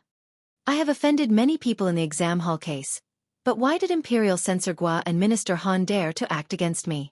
Are they not afraid of the wrath of my father and the Prime Minister? Fan Xian looked at Chen Pingping's messy hair and quietly said, In the Eastern Palace, if not the Crown Prince's orders, why would the Empress act against me? Chen Pingping didn't turn around. He waved his hand. Fei Jie smiled and patted his student on the shoulder, expressing his appreciation for his courage. He then left the pond. Fan Xian stepped forward to take over his teacher's position, and pushed the wheelchair along the small pond. Chen Pingping was silent for a moment. Are you forcing me to lay my cards on the table? You should at least let me know how much they know about us. Chen Pingping laughed shrilly. What a cautious young man. It seems that you have guessed some things, and are afraid that the Empress is acting against you because of those things. Fan Xian smiled. Yes, if the Empress really does know what I have guessed, then it is only natural that she would act against me. That is the only reason I can think of. The problem is that if that is the case, my current strength is not enough to stand against the Eastern Palace. The enemy is all paper tigers, Chen Pingping suddenly said. Fan Xian hadn't expected to hear this from the other's mouth, and couldn't help but be shocked. Then he heard Chen Pingping say lightly, This is what your mother said in the past. She also said that we should look down on the enemy strategically, and pay attention to the enemy tactically. Fan Xian felt like laughing. This cripple certainly didn't know that the original author of these words was not his mother. Chen Pingping smiled. And your biggest problem right now is that you pay too much attention to the enemy strategically. You are even afraid of the enemy, so your hands and feet are tied. Think back to that day in the Great Hall of the Ministry of Justice. Even if you fought your way out, who would dare to do anything to you? And on the tactical level you think too little. If it weren't for the council cleaning up after you, the things you have done since you entered the capital would have been enough to kill you 100 times over. Fan Xian was speechless. Chen Pingping gently crossed his hands on his thighs. Don't think too highly of the Eastern Palace. In the entire kingdom of Qing, there is no truly powerful force, including the Prime Minister and your father Fan Jian. Fan Xian seemed to understand. Violence is true power, so only the military and the Overwatch Council are truly powerful. Chen Pingping raised a hand and shook it with a long old finger. No, in the entire kingdom of Qing, there is only one truly powerful person. Fan Xian lowered his head and quietly said, "It is the Emperor." Chen Pingping smiled. Correct. His Majesty can ignore everything. As long as he still holds the military power of the world in his hands, he can do whatever the officials and harem want. He won't even bat an eyelid. Fan Xian smiled mockingly and said, "What a leisurely emperor." Chen Pingping rubbed his somewhat dry hands. "The Overwatch Council is His Majesty's," he said slowly. "I am only acting in charge. In the future, you will also be acting in charge. Remember this." Fan Xian looked calmly at the head of the Kingdom of Qing's Secret Service. He didn't know whether or not he should doubt his rumored loyalty to the emperor. The black wheelchair had been circling around the shallow pond for a long time. The golden fish in the water were a little dizzy, and they slowly sank to the bottom of the pond. Ignoring the boring old man and the young man, they began to play with the fine sand with their mouths. The officials of the Overwatch Council watched from afar as the director and Commissioner Fan talked in secret. They didn't dare disturb them. Chen Pingping suddenly sighed. Time always passes quickly. In the blink of an eye, your mother's son is already so big. Fan Xian was startled. What did he mean by his mother's son? Why didn't he just say he was married? He smiled bitterly. I only regret that I don't know what my mother looked like. Chen Pingping smiled. There is only one portrait of your mother in the world. It was secretly painted by a master painter. In the end, that master painter was almost killed by Sir Wu. Fan Xian smiled. That painting isn't in the palace, is it? Chen Pingping didn't answer directly. He only faintly said, "You don't need to worry too much about the Eastern Palace. As I said before, the Empress's power was pretty much eliminated by His Majesty 12 years ago." Fan Xian knew the story of the night the capital bled. He frowned. Why didn't His Majesty abolish the Empress? After all, she is the Crown Prince's mother, and she has always been favored by the Empress Dowager. Most importantly, Chen Pingping said with a smile that wasn't quite a smile. Our Majesty, where else could he find another empress with no power behind her, and such a stupid one at that? Fan Xian felt a chill in his heart. That emperor really wasn't a good person. Fortunately, Chen Pingping didn't know what he was thinking about His Majesty. He still spoke gently. Don't worry about people discovering your identity. The death of that baby 16 years ago was an unchangeable fact in the palace. The stupid empress had Minister Han make a move on you because she was thinking from the Crown Prince's point of view. At the time, she didn't know you were the commissioner of the Overwatch Council. She was only angry at you for meeting the second prince on the pleasure boat. Chen Pingping frowned a little angrily. I believe Count Sinan told you not to get too close to these princes. Did you think that the nobles of the capital would not know about your meeting on the pleasure boat? Fan Xian smiled awkwardly. When he was in the Great Hall of the Ministry of Justice, he really did not think that the Empress had used the Ministry of Justice's fire stick to warn him because she was afraid of the second prince. At the time, he had thought that she knew about his past. Chapter 179. Chen Pingping gently plucked a small pink flower and carefully pinned it to the end of his hair. Seeing that the flower was trembling as if it would fall at any moment, he quickly used his fingers to press the old man's hair together so that the flower would be more stable. Chen Pingping smiled happily and gently patted Fan Xian's hand. After 16 or 17 years of struggle, you've finally come to the capital and grown up. I can finally answer to your mother. Fan Xian had always been curious about the story of the past. He couldn't help but ask, how many of you were there? He was naturally asking about the powerful people who had followed his mother and wanted to change the world. You can count for yourself. Fan Xian counted on his fingers and smiled. 6. Your mother was a very powerful person. Chen Pingping smiled. It seems that you are quite smart. About the first sentence, Teacher Fei Jia already said it to me when I was very young. I don't think he said it, but we all miss your mother. In some ways she was my guide. A little surprised. Fan Xian smiled. But I can guess a little. Be more respectful to Count Sinan, and be nicer to the Fan family. Chen Pingping suddenly became very serious. They have done a lot for you. Fan Xian slightly lowered his eyelids. To be able to protect the life of a little infant under such strange circumstances, to make the people in the palace believe that he was dead, without even asking. His father must have done a lot. He said, who is the real enemy I need to guard against? It can't be that crazy eldest princess. She was still very young at the time. The eldest princess is just a poor woman. To the people of the royal family, the young lady's brilliance is too dazzling. She has lived under your mother's shadow all her life. She prides herself on her intelligence and ability, and has obtained many benefits for the kingdom of Qing. But in the end, she was never as important as your mother in His Majesty's heart. As for the enemy, there is no enemy, there is no enemy. Chen Pingping softly repeated, as if trying to convince himself. First in charge of the Overwatch Council, then in charge of the palace treasury. I think there will always be people who will feel that something is wrong. Fan Xian smiled. What do you want me to do? Chen Pingping quietly said, don't you want to be a powerful official? Fan Xian looked calmly into Chen Pingping's eyes and suddenly said, I think I know what you want to do. Chen Pingping's expression did not change. He smiled and said, I hope you will always pretend that you don't know what I want to do. Fan Xian frowned. Although I don't have any blood ties with them, I still don't want to see too many people shed blood. It's still early. Chen Pingping said softly, moreover, when it comes to bloodshed, it's often the stupid people who first pull out their knives and want to cut someone else's neck, but accidentally cut their own neck instead.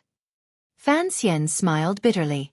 Although he respected and trusted this old man, he had to walk his own path. Since entering the capital, he had maintained a tacit understanding with the director of the Overwatch Council, who had done many things for him. But if something really did happen in the future that caused the two of them to think differently, Fan Xian would choose to respect his own intentions first. Chen Pingping waved his hand and furrowed his brows. In the future, you have to learn to open your eyes a bit more. Don't always focus on one ministry, one department, and a mere official in Jingdo. You have to learn to stand higher. Fan Xian smiled. Do I have to set my eyes on the world? Chen Pingping smiled. Perhaps even higher. Fan Xian did not understand. Go. On this trip to northern Qi, be careful. Chen Pingping coughed and took the pink flower from his hair. He gently rubbed it between his fingers and said quietly, Xiaowen is going to die. Of course you have to ensure your own safety first. Apart from that, do as you see fit with the other 3 missions. If the situation permits, you can try to find out where the temple is. After all, in this world, only Ku He, the imperial advisor of northern Qi, has ever made contact with the temple. Fan Xian frowned. The temple. It's too sudden. I don't seem to have much confidence, although I do like to take risks. Chen Pingping nodded. Your mother also liked to take risks. But I really don't worry about your life or death. If you still can't crawl back from northern Qi alive after Sir Wu has taught you for so many years, then I will express my disappointment in you at your funeral. The old man smiled and sprinkled the flower petals between his fingers on the ground. How could a young man like him deal with the real enemy? After saying goodbye to his mother's old comrade, Fan Xian returned to the building and met with Yan Ruahai. He took some files and prepared to go back to the manor to study them. Northern Qi was in an unusually complicated situation. Even if Chen Pingping wanted to use this matter to give Fan Xian real control of the Overwatch Council, if Fan Xian did not want to, no one could force him to go to that strange country. But Fan Xian really wanted to go. In his previous life, he had been imprisoned in a sickly body, without control. In this life, he had been imprisoned in a strange life, without control. This was a rare opportunity for him to go to northern Qi, where he could fly freely in the sky and crawl freely in the sea. How could Fan Xian let go of this opportunity to be presumptuous? So he earnestly asked Yen Ruahai about the things he should pay attention to on this trip, and asked about the people he needed to pay attention to in northern Qi. Yen Ruahai shook his head and looked at the young commissioner.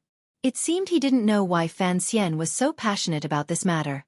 Northern Qi has always been unstable. The Empress Dowager is too young, and the Emperor is too young. But after the war last year, it seems that their capital has stabilized a lot.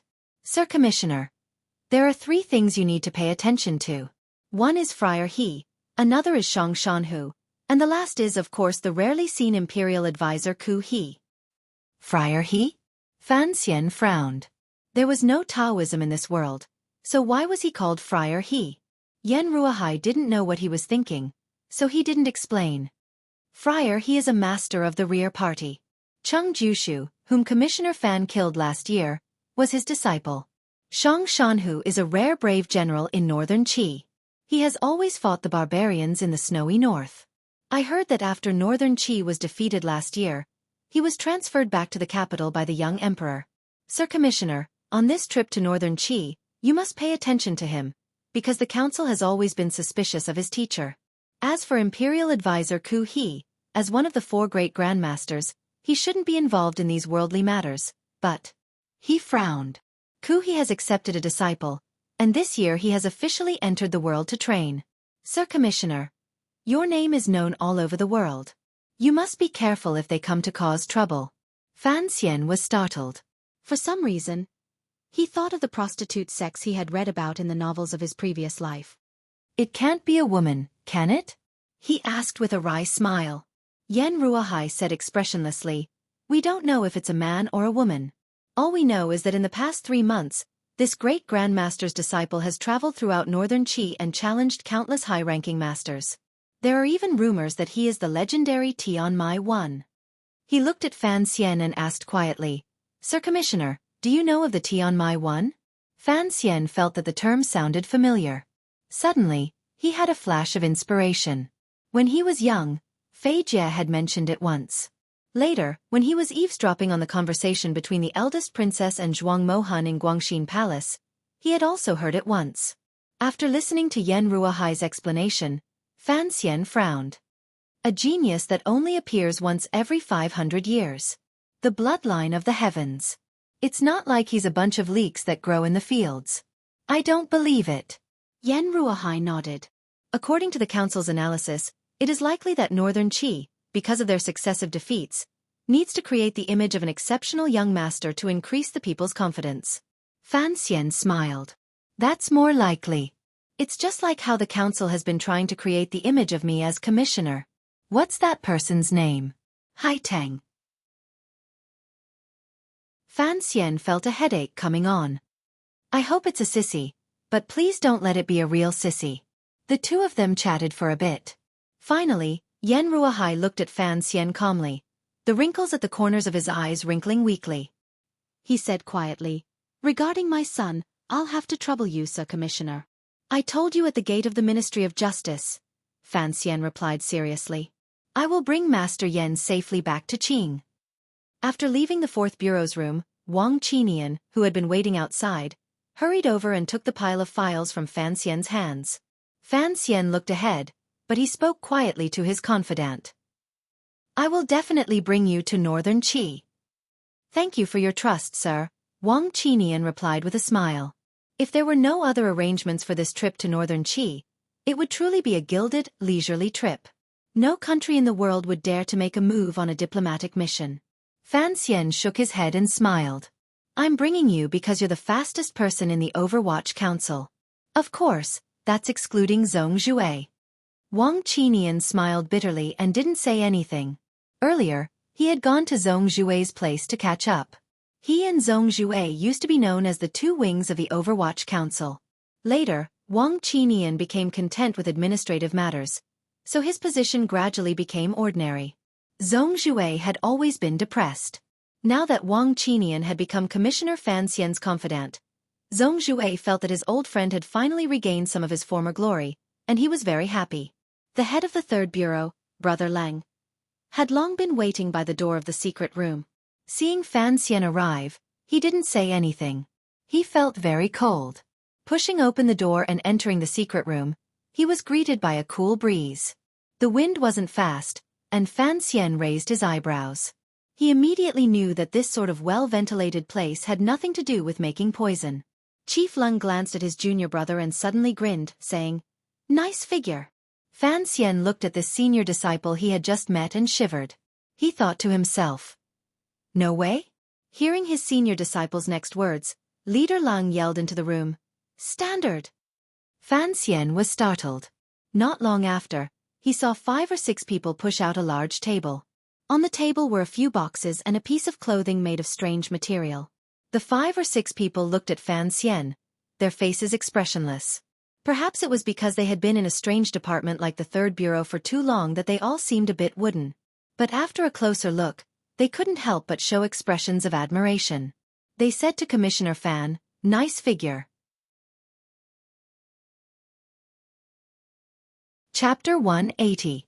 When these strange officials of the Third Bureau said that Fan Xian had a good figure, they meant that Fan Xian's figure was perfect, and would fit perfectly with the accessories developed by the Third Bureau.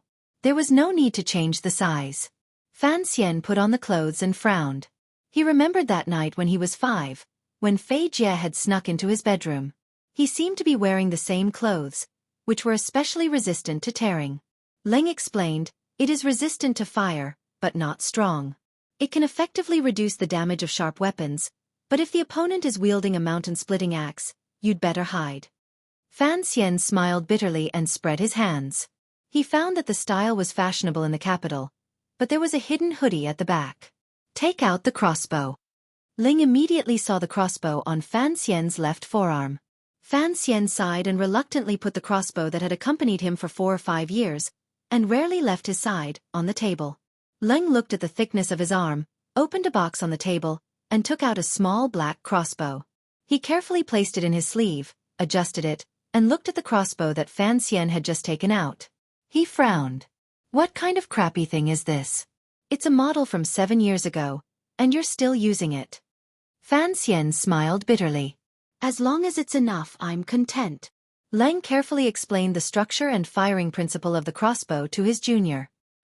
"This is a repeating crossbow, but it's too small, so it can only hold 3 bolts. These 3 bolts are coated with A4 poison. You should understand that, Junior." Fan Xian understood that the A4 poison of the Third Bureau was the venom of the golden melon plant. It could kill on contact with blood.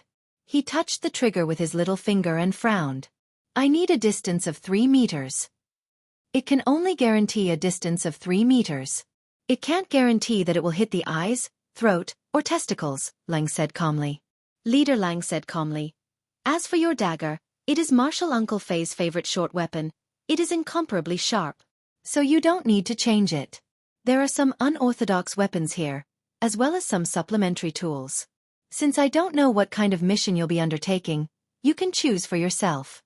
Fan Xian knew that this selection would have a great impact on his movements in northern Qi, so he looked at it carefully for a long time. In the end, he chose a few items, but he did not choose a wall-climbing claw that could shoot 30 meters into the air. An official of the Third Bureau was curious and said, "Commissioner, although I do not know the specifics of the mission, I think it is unavoidable to go to the Northern Qi Royal Palace and see if there are any good things to bring back. The walls of the Northern Qi Royal Palace in Shangjing are no shorter than the Royal Palace in Jingdo." These words were very naive, very simple, very flattering, and made Fan Xian laugh. He looked at the intricately designed iron claws, shook his head, and did not explain anything. In this world, there was no one who could crawl better than him. "When it comes to poisons, Uncle Fei said that your talent is far above that of the members of the Third Bureau, so we weren't prepared." Leng carefully checked Fan Xian's equipment and nodded with satisfaction. Fan Xian drooled and said, "But I lack materials." Chief Leng's interest was piqued. "What are you lacking?" "Makuzi, arsenic, strychnine, and Nanhai camphor." "Makuzi is too bitter, and it does not match your plan this time," Chief Leng said curiously. "Arsenic and strychnine are both very common." Fan Xian smiled bitterly. "With my current status, it is not convenient for me to ask someone to buy these things for me. It is easy to attract attention. Then make some chloroform." Teacher tested it the year before last, and it is very effective, Chief Lung said excitedly. It is better than strychnine. Fan Xian became even more excited and nodded. But arsenic is a must. I tried it in Danzhou, and it is very effective. It reacts faster than arrow poison. As soon as the topic of poisons came up, the two of them became professionally excited. The officials of the third bureau next to them were all of the same kind, and so they surrounded them and began a heated discussion, debating which poison could make a person die the slowest and most painful death, and which poison could turn a widow living under a memorial arch into the most ferocious animal on Lujing River. In short, the third bureau of the Overwatch Council was a perverted department, and there lived a group of perverted people. After coming out of the third bureau, Wang Qinian found that Commissioner Fan was not as calm as usual. His delicate face carried a hint of excitement and a faint red, as if he had done something. Fan Xian was beaming. Playing the scholar every day is too tiring. It is better to discuss practical life skills in a place like this. The perverted ancestor of the perverted third bureau, Mr. Fei Jia, was holding a cup of tea at the end of the corridor. He looked at his young student with a faint smile and a trace of satisfaction. Why don't you stay in the third bureau? Fei Jia said quietly as he walked forward with his student. Don't go to Northern Qi, don't be a court official, and don't care about the palace treasury. It would be nice to spend the rest of your life in peace. Fan Xian was silent. He knew that his teacher was worried about him. You were very quiet when you were young, but you knew what you wanted. Fei Jia's eyes were a bit turbid, and the light brown color seemed a bit heavy. After entering the capital, your heart's guard has become even firmer, but power is something that can easily make you lose yourself. Are you clear about what you want? Fan Xian was silent for a while, then respectfully said, I know. Fei Jia suddenly cackled. If you want to walk that path, you must learn to kill, be willing to kill and enjoy killing. Fan Xian's face was bitter. I'm not a pervert. Fei Jia blinked his tired eyes and coughed. This world is very perverted. If you are not perverted, how can you play around? In front of Fei Jia, Fan Xian always felt that he was still the child with the porcelain pillow. He smiled sweetly. There are many ways to play around. Oh right. Teacher, why did the director sigh when he saw me? Perhaps he was a little disappointed. You are not as arrogant as the lady was? Fan Xian was worried. A good man does not compare himself to a woman. Having said this, he took his teacher by the hand and went to Yishe Tavern. Today he had to get drunk. The whole capital already knew of his relationship with the Overwatch Council, so there was no need to avoid it. But Wang Qinian, who was behind them, was panting as he held a pile of files. He knew that these files were top-secret intelligence, so he did not dare to be negligent. He did not dare to follow them to Yishe Tavern to drink and have fun. He quickly called for his spies to be on guard, and uneasily rode the carriage to Fan Manor. The Crown Prince sat in the Eastern Palace with a gloomy expression. His hand gripped the wine cup tightly and his fingers trembled slightly.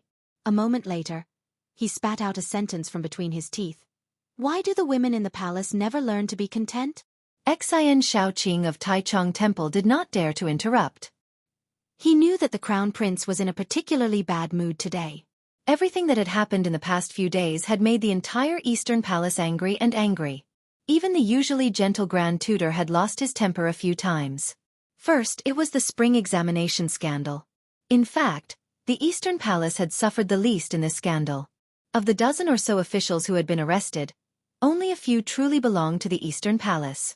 Although the fall of Guayu, the Minister of Rights, was an unbearable loss to the Crown Prince in the eyes of the officials, after the banquet, the Crown Prince discovered that Guabaoquan seemed to listen to someone else.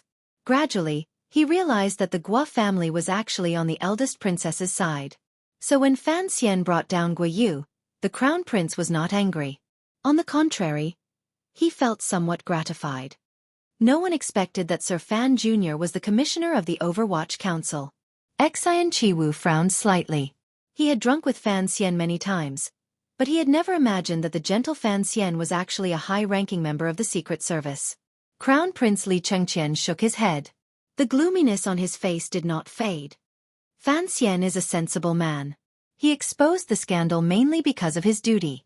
It is understandable that he did not communicate with me beforehand. As long as you look at the matter, Fan Xian has given me enough face. I will not blame him too much. Furthermore, Sister Wanner made a special trip to the palace that day and handed over Fan Xian's personally written letter. I believe he did not intentionally target me. Xian Qiwu and Fan Xian were good friends, and of course he hoped that the Eastern Palace would have a powerful ally like Fan Xian in the Overwatch Council. He nodded in agreement. Indeed. Although Commissioner Fan did not say anything before, he did everything he could to remedy the situation. Unfortunately, he is about to leave for Northern Qi. Otherwise, I would be able to arrange for him to visit the Crown Prince. The Crown Prince snorted and slammed his wine cup down on the table. He said angrily, even if he wants to see me now, would Fan Xian dare to confide in me? The Ministry of Justice incident has caused quite a stir. Although the Prime Minister and Minister Fan have not made any moves, do you think they do not know the relationship between Han Jiwei and me? I fear that the Fan family hates me more than enough, not to mention seeking refuge. Xian Qiwu was silent. He knew that the Crown Prince's handling of this matter was wise and prudent. Unfortunately, there were two masters of the Eastern Palace. Just as the master and the official were dissatisfied, they suddenly heard the eunuch outside announce in a loud voice, "The Empress has arrived." Xian Qiwu looked at the Crown Prince, indicating with his eyes that His Highness must control his emotions. He then rushed to kneel to the side, bowed to the Empress, and left the palace. The Empress, who had a pair of phoenix eyes, quietly looked at her son and did not say a word. The Crown Prince sat to the side with a smile on his face, but he would not say anything first. The Empress bit her lower lip. A trace of disappointment and sadness flashed through her eyes. Suddenly, she raised her hand and slapped him across the face. Chapter 181. The Crown Prince tilted his head and dodged his mother's slap. He turned his hand to grab her cold wrist and looked at his mother quietly. The Empress had not expected the usually timid Crown Prince to have such a sharp gaze. Her body trembled, and she pulled her hand away from her son's. "Do you really think I did something wrong?" she asked slowly. The Crown Prince frowned and said softly, "I dare not." The Empress suddenly raised her voice. "Did you not know that Fan Xian and the second prince met on the pleasure boat?" The Crown Prince suddenly raised his head and looked straight into the Empress's eyes. "Mother, can you let me handle these things myself? Fan Xian is a great poet, and it is normal for him to meet with the second brother." The Empress was anxious and angry, but she did not know how to speak to her timid and fierce son. The Crown Prince looked at her and said quietly, "Mother, I have often thought that you should not be so sensitive. You will only drive away the officials who can help me to my other brothers." The Empress gritted her teeth. "I am the mother of the country. If I punish a minor official, would he dare to hold a grudge?" The Crown Prince mockingly said, "Mother, you should not have allowed Minister Han to act that day. You could not have actually killed Fan Xian, so why offend the Fan family and the Prime Minister? I think that after a few more days, Minister Han will not be able to hold his own in the court.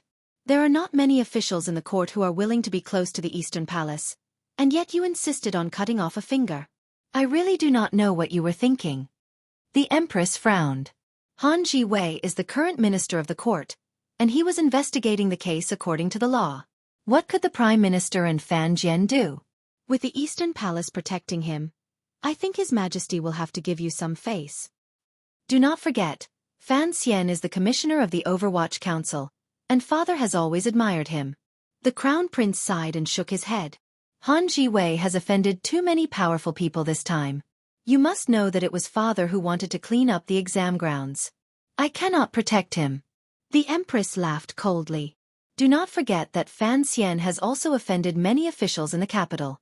Furthermore, the Imperial Censorate is involved. Although your aunt is far away in Xinjiang, with her influence in the court, I am sure she will not stand idly by. Don't mention my aunt. The Crown Prince seemed to loathe the eldest princess. She's been too strange these past 2 years. She's actually colluding with Northern Qi. She's too daring. Where does she put the face of the Qing kingdom? As for that Imperial Censor Gua of the Imperial Censorate, he was just a pretty boy she used to play with. Even if he was assassinated by the Overwatch Council, she wouldn't bat an eye. After all, the Crown Prince was the heir to the throne of a country. Although the eldest princess had always been close to the Eastern Palace, after Fan Xian's words fell like snowflakes across Jingdo, the crown prince was also a bit afraid of the eldest princess. Of course, there were other reasons. The empress said painfully, "We have no other help except the eldest princess. I will rely on imperial father." The crown prince replied calmly. At this moment, the crown prince, who had always seemed rather cowardly, finally displayed the innate political sense and judgment of a member of the royal family. The empress slowly closed her eyes and said, "In short, I don't like Fan Xian. Think of a way to kill him." Crown Prince slammed the table angrily and said, "Die?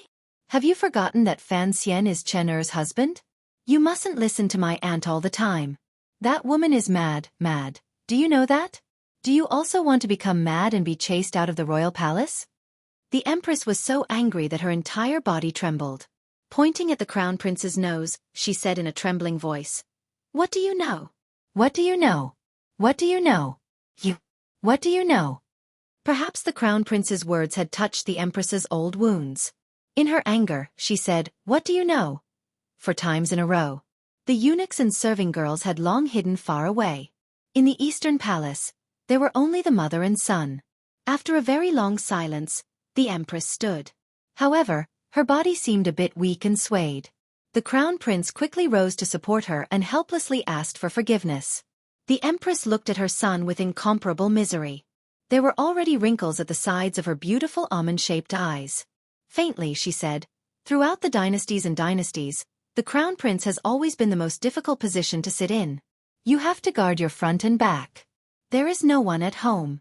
You probably don't have many memories of the turmoil 12 years ago, but I remember clearly that if you don't fight for it, then what belongs to you will be taken away by others." The crown prince did his best to soften his voice and said quietly, "I understand.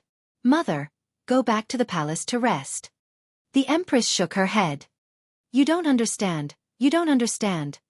These days, I've always had a bad feeling. This feeling is very strong. Just like many years ago, when that woman entered Jingdo." "Which woman?" the crown prince asked curiously. At that moment, the heavy wooden door of the eastern palace was suddenly pushed open. "Who is it?" The crown prince furrowed his brows and angrily rebuked. An old eunuch walked in with a bent body and said respectfully, "I, Hong Xiang, have come on the Empress Dowager's orders to invite the Empress to Hongguang Palace for a chat." A glimmer of fear flashed across the Empress's face. Shortly after, she piled a smile on her face. With a dignified bearing and the serving girl's support, she followed the bent eunuch Hong toward the true mistress of the royal palace. The crown prince furrowed his brows slightly. Although he disliked the old dog's rudeness, he knew he was the eunuch closest to his grandmother. Even his mother didn't want to offend him. Naturally, he wouldn't do anything more. The candlelight in the palace gradually dimmed. Crown Prince Li Chengqian thought of the absurd farce that day in the Ministry of Justice and felt even more depressed. He truly didn't understand why his mother listened to the eldest princess's words. Thinking of that young and charming aunt, the crown prince's heart warmed.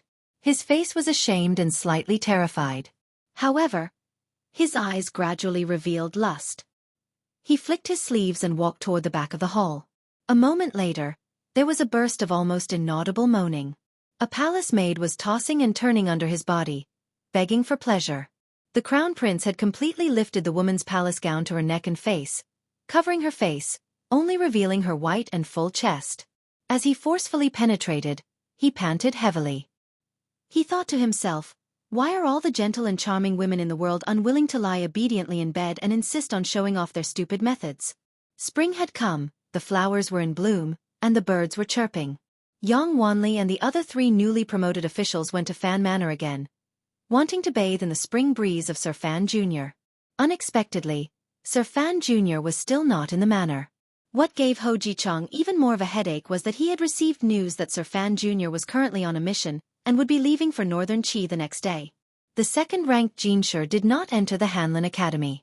According to the rules of previous years, they would be sent to any local official. Seeing that the Ministry of Appointments was about to send them off, other than Shi Chanli, the other 3 naturally wanted to hear Fan Xian's opinion. After all, in this spring examination, the 3 of them had relied on Fan Xian's strength to get to this step. They naturally thought that Fan Xian would need them to do something locally. Unexpectedly, Fan Xian did not meet with them. He only left them 2 letters. One was for the 3 new officials who were about to leave the capital, and the other was for Xueqi, who was preparing to return to his hometown for the examination. The 4 of them sat in Fan Manor's study and took a sip of the good tea the servants had brought. Without caring to avoid arousing suspicion, they opened the 2 letters their teacher had left them.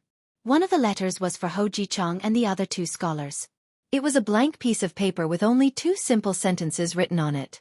Be a good person, be a good official. The last sentence was for Xueqi. In the letter, Fan Xian wrote, "Ji-chong, do not be too henpecked." This was a cold joke that only Fan Xian understood. The 3 scholars naturally did not understand what it meant. They only focused on the first 2 sentences. Be a good person, be a good official. The more they thought about it, the more they felt that these simple words contained a very real truth. To learn to be an official, one had to first learn to be a good person. But there was another layer of meaning to these words, and they didn't know which one of them understood it. To be a good person was not to be a good person. To be a good official was not necessarily to be a good official. After reading this letter, Yang Wanli was naturally very interested in the letter in Xueqi's hands. He didn't know what was written in the letter that Sir Fan Jr. left for Xueqi. After all, among the 4 of them, only Xueqi seemed to have a dim future. Xueqi uneasily opened the letter under the gazes of his 3 friends. After a closer look, he saw that it was a few broken sentences, and he almost laughed out loud. Old Governor Fong is not cooperative. 30% man. 70% heaven. Do not worry that you have no friends under your umbrella. Play well and be idle. The last 3 words were idle, which meant that they were waiting for Fan Xian's return. Fan Xian was sitting in the courtyard he had originally bought, frowning slightly. His fingers stroked the hollow belt and felt the pill that Fei Jie had given him when he was young. At the time, his teacher had said that if anything happened to the tyrannical Xueqi in his body, he would have to rely on this pill to save his life. But after entering the capital, the tyrannical Xueqi in his body had always been very obedient, and he had somewhat forgotten about this matter. Today, when he was tidying up his equipment, he remembered. But after so many years, he didn't know if Fei Jie's pill had lost its effect. Wang Qinian sat across from him and respectfully replied, "I have found the person." He hesitantly raised his head and said, "Of course, there is a bit of a resemblance. Sir Commissioner is skilled in the art of disguise. With a bit of embellishment, presumably, a normal person looking from a distance would not be able to see any flaws. But there is still something wrong." "What's wrong?" Fan Xian was slightly startled. "Didn't you say it was quite similar? It's been a month, and the skin color is similar." Wang Qinian quietly replied, "To find someone as handsome as you among these dirty men is already a difficult task. Even if the appearance is similar, to impersonate the commissioner's naturally romantic temperament and scholarly elegance is a very difficult task." Fan Xian was startled and immediately understood. He jokingly scolded, "You're a supporting character. Nowadays, your flattery is becoming more and more unrestrained and wonderful." Chapter 182. That night, he returned to the manor and learned that Yang Wanli and the others had come. Fan Xian did not think much of it. In any case, he had already said what he wanted to say in the inn. As long as they were good officials, loved the people and rose higher and higher official positions, it would be fine. Although Fan Xian was not a great hero who worked for the country and the people, he would be happy if a few of his students came up. As for the dirty things he might arrange for them to do in the future, he would think about it in the future. When he was about to leave, he couldn't help but hold hands with Ruoruo and look at her sister. He was speechless and choked. He carefully warned Xia about the problem of earning money, bowed to his father, and saluted Lady Lu. Only then did he return to his bedroom. He was about to take off his clothes and go to bed to comfort his poor little wife when he found his brother-in-law, the silly De Bao, was in the room. Fan Xian smiled slightly and said a few words to De Bao. Lin Wanner watched from the side and felt it was strange. The relationship between her husband and her brother was truly strange. She didn't know how the 2 of them had so much to talk about, and she didn't know why Fan Xian was so patient. After a long time, Fan Xian and De Bao giggled and placed their right hands on each other's shoulders. They shouted something like a slogan before allowing the servants to lead De Bao out. "What are you talking about with De Bao?" Lin Wanner pitifully hugged the thin blanket and looked at him. She pouted as if she was jealous of her brother. Her bare feet were exposed outside the edge of the blanket. Her snow-white feet were exceptionally beautiful under the yellow blanket. Fan Xian smiled slightly and sat on the side of the bed. He stretched out his hand and gently stroked his wife's feet. His fingers playfully tickled the soles of her feet. He replied, he promised little Xian that if little Xian doesn't stay in the capital to play with him, he will be good. Lin Wanner felt the soles of her feet go numb. Hearing this flirtatious double entendre, her snow-white face suddenly reddened. Even the tips of her ears were a bit red. She looked very cute. She quickly pulled back her feet and said shyly, "It's still early." Fan Xian teased, "Not early, not early. We leave tomorrow. We have to do it as soon as possible." "Right. Did father have you go during the day?" Lin Wanner bumped into her husband, who was gentle and refined in front of others, but shameless and lewd in private. She really didn't know what to do, so she could only play a diversion. But she had played this trick too many times, and Fan Xian had long become immune to it. "Father-in-law scolded me. First he scolded me about the exam, and then he scolded me about the mission to Northern Qi. I refused to listen to my father and his arrangements. In fact, when he entered the Prime Minister's manor that day, Fan Xian could clearly see his father-in-law's concern, but he didn't know where the old Prime Minister's concern came from. As he replied, his hands dishonestly moved up his wife's bare feet. In a moment, he went through the quilt, pulled out his 5 fingers, and grabbed her soft feet. Wanner let out a cry of surprise. As the husband and wife talked at night, they couldn't help but recall the situation in the Temple of Qing.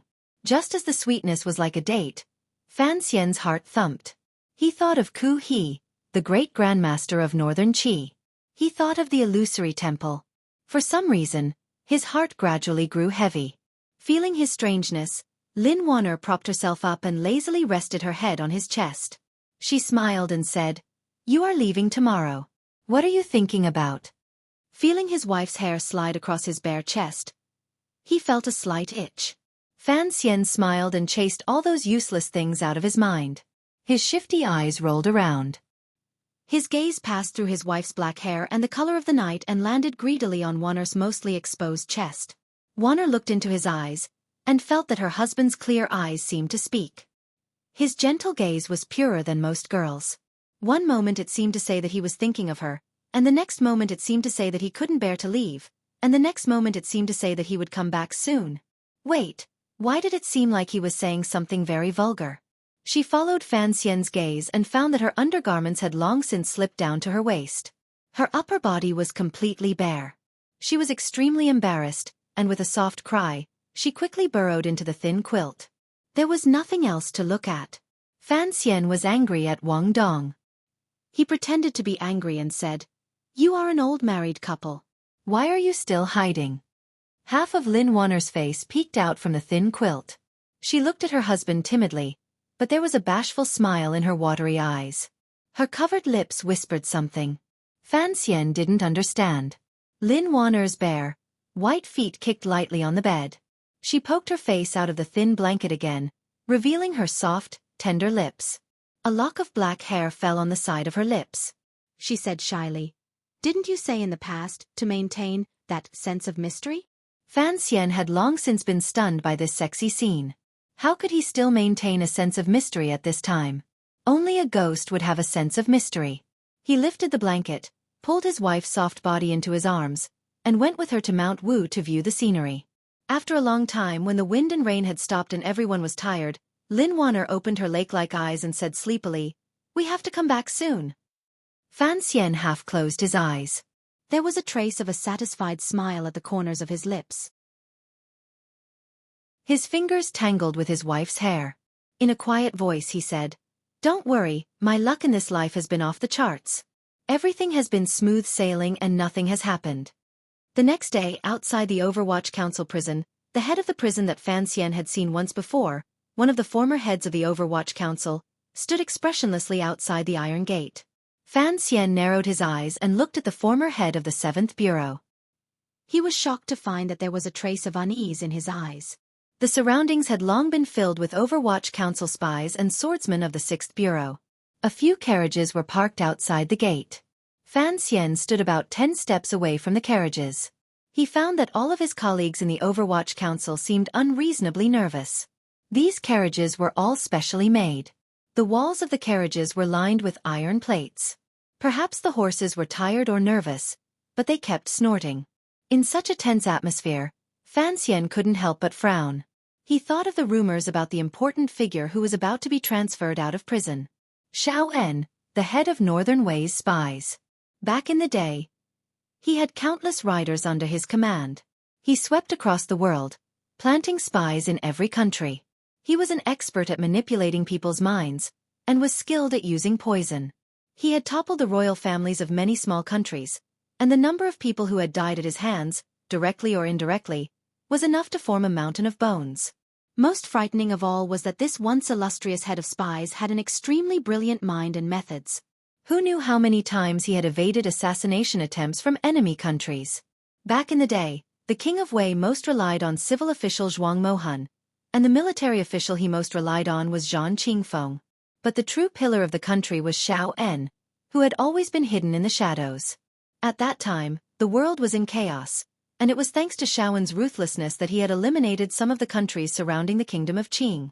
Not only did he bring Northern Wei territory, he also indirectly helped the kingdom of Qing stabilize its situation. But as the kingdom of Qing gradually rose, Xiaoen's dark hand naturally reached south. In those years, the bureaucracy of the capital was in chaos. Before and after the death of the founding emperor, the two princes were at loggerheads, like fire and water. Behind this, of course, was Xiaoen's instigation. Northern Wei's tens of thousands of riders had long been waiting for the two princes to fight for the throne. Then they would march south and swallow the kingdom of Qing into the kingdom of Wei. Coincidentally, at this moment, no one knew that a woman called Yi Qingmei had brought a blind young servant into the capital of the kingdom of Qing. The servant carried a black chest on his back.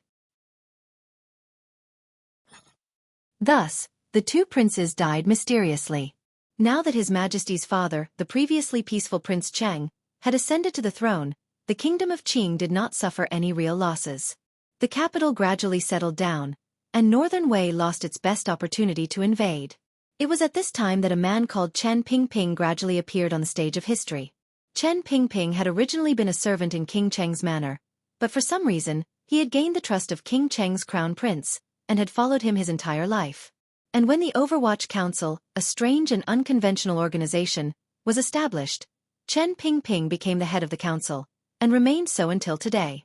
At first, people did not know what the Overwatch Council did, nor did they know that the shadow of the mistress of the Yi family was still behind the council. They only knew that Chen Pingping's ruthlessness was gradually revealed, and that his talent for manipulating the Dark Knight was also gradually revealed. The two most terrifying secret organizations in the world were subordinate to the two most powerful countries.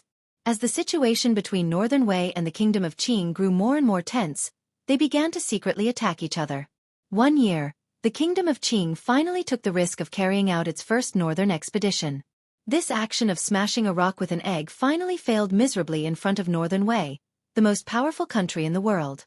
In front of Zhang Qingfeng's cavalry and Xiaoen's heavy spy network, the crown prince, who was now the emperor, was repeatedly defeated, and finally almost died in the mountains and rivers of the north. It was Chen Pingping who led a group of black knights through the treacherous battlefield that saved the crown prince's life. At the same time, he ordered the spies of the Overwatch Council hidden in Shangjing of Northern Wei to begin spreading rumors, bribing high-ranking officials, and framing General Zhang Qingfeng. After a number of sacrifices, a crack finally appeared in the battlefield in the mountains of the north. The road back to the kingdom was long and dangerous. Many times, when the troops were in desperate straits and ran out of food and water, Chen Pingping, who was not as old as he was now, expressionlessly left all the food for the crown prince and his subordinates, while he drank horse urine and ate grass. In the end, only a tenth of the Black Knights made it back to the capital. On the way back, he relied on a female prisoner of Dongyi to serve the crown prince, who was heavily injured, and recovered. This female prisoner of Dongyi was the mother of the great prince of Qing, Lady Ning of the palace. Even after a long time, people were still guessing what kind of plot Chen Pingping had used to make a great general like Zhang Qingfeng lose the trust of the Northern Wei royal family. But no one had a real answer. Not even the Empress Dowager of the Kingdom of Qing. Only some people vaguely knew that it was related to the secret affairs of the Empress of Northern Wei. From that day on, Chen Pingping gained the absolute trust of the emperor and the crown prince. At the same time, a phrase began to spread throughout the world. In the north was Xiao En, in the south was Chen Pingping.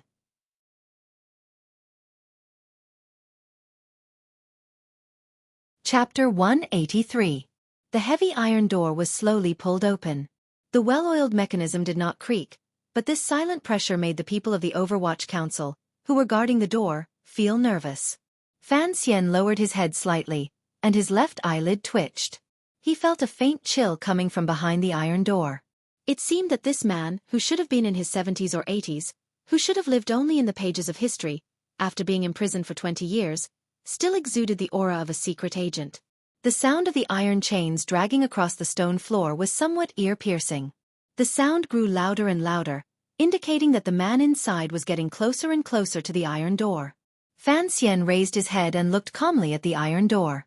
He thought about how Chen Pingping had led the Black Knights in a surprise attack during the Second Northern Expedition, and how he had captured Xiao En, who had secretly returned to his hometown to attend a wedding, and brought him back to Northern Qi.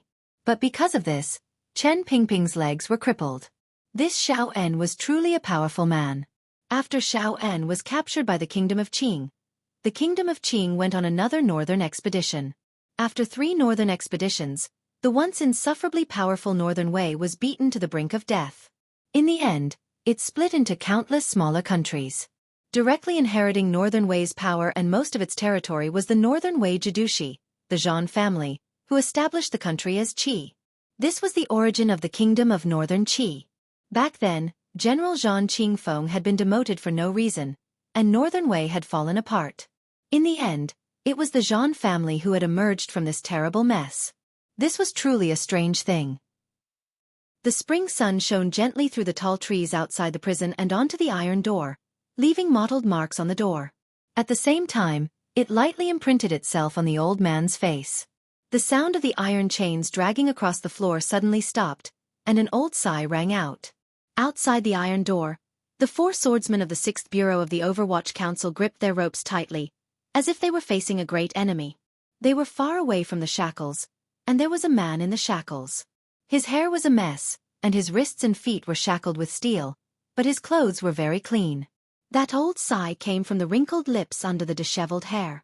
After the sigh, the old man faintly sighed again. The taste of sunlight, it's been a long time. This was, of course, Xiao En, who had been locked up by the Kingdom of Qing for 20 years. Seeing him walk out of the celestial prison, the guards of the Overwatch Council grew nervous. It was as if they could smell the sweet scent of blood in the air. Fan Xian frowned slightly. This man's aura could easily drive someone mad. Everyone gripped their swords tightly in their hands, or their fingers tightened on the triggers of their crossbows, aiming at the tall but stooped old man. A dull thud resounded. The former head of the 7th Bureau, who was now a prison guard with turbid eyes, walked forward and smacked Xiaowen's back with a rod for no reason at all. Xiaowen didn't seem to feel anything. He slowly turned his head to look at the former head of the 7th Bureau of the Overwatch Council. He let out a soft breath and blew away his messy hair, revealing a pair of cold, serene eyes and a pair of withered lips. In a raspy voice he said, "Old neighbor, we've lived together for 20 years. I'm about to leave, and you're just going to send me off like this?" The former head of the 7th Bureau slowly closed his eyes and lowered the rod in his hand, as if afraid of Xiaowen's eyes. He took 2 deep breaths and said, "These are all young people. Why must you provoke them? If they accidentally kill you now, I don't think you'll be satisfied." Xiaowen slowly blinked and looked at the handsome young man in the crowd surrounding him. Fan Xian noticed that he was looking at him. He forced his zhanqi to steady his mind and smiled back. Xiaowen was a little surprised that such a young man could be so calm. He shook his head and said to the prison guard, "I'm leaving the Kingdom of Qing. I don't think you'll have to stay in the celestial prison any longer. But I think you must be hoping that I'm dead.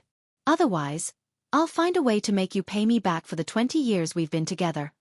The prison guard was expressionless. "I wish you a safe journey. Don't ever come back."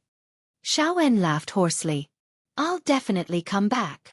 He looked at the prison guard's face and said, emphasizing each word, "No matter how much you torture me, I'll use it on your children." The prison guard closed his eyes. He knew that if Xueqi could regain control of the dark forces of northern Qi, then he would be able to exact his revenge on him. It would be extremely difficult for him to protect his family. Xueqi threw his head back and laughed. The heavy chains on his body began to clang, as if he was afraid that this terrifying figure would soon be freed.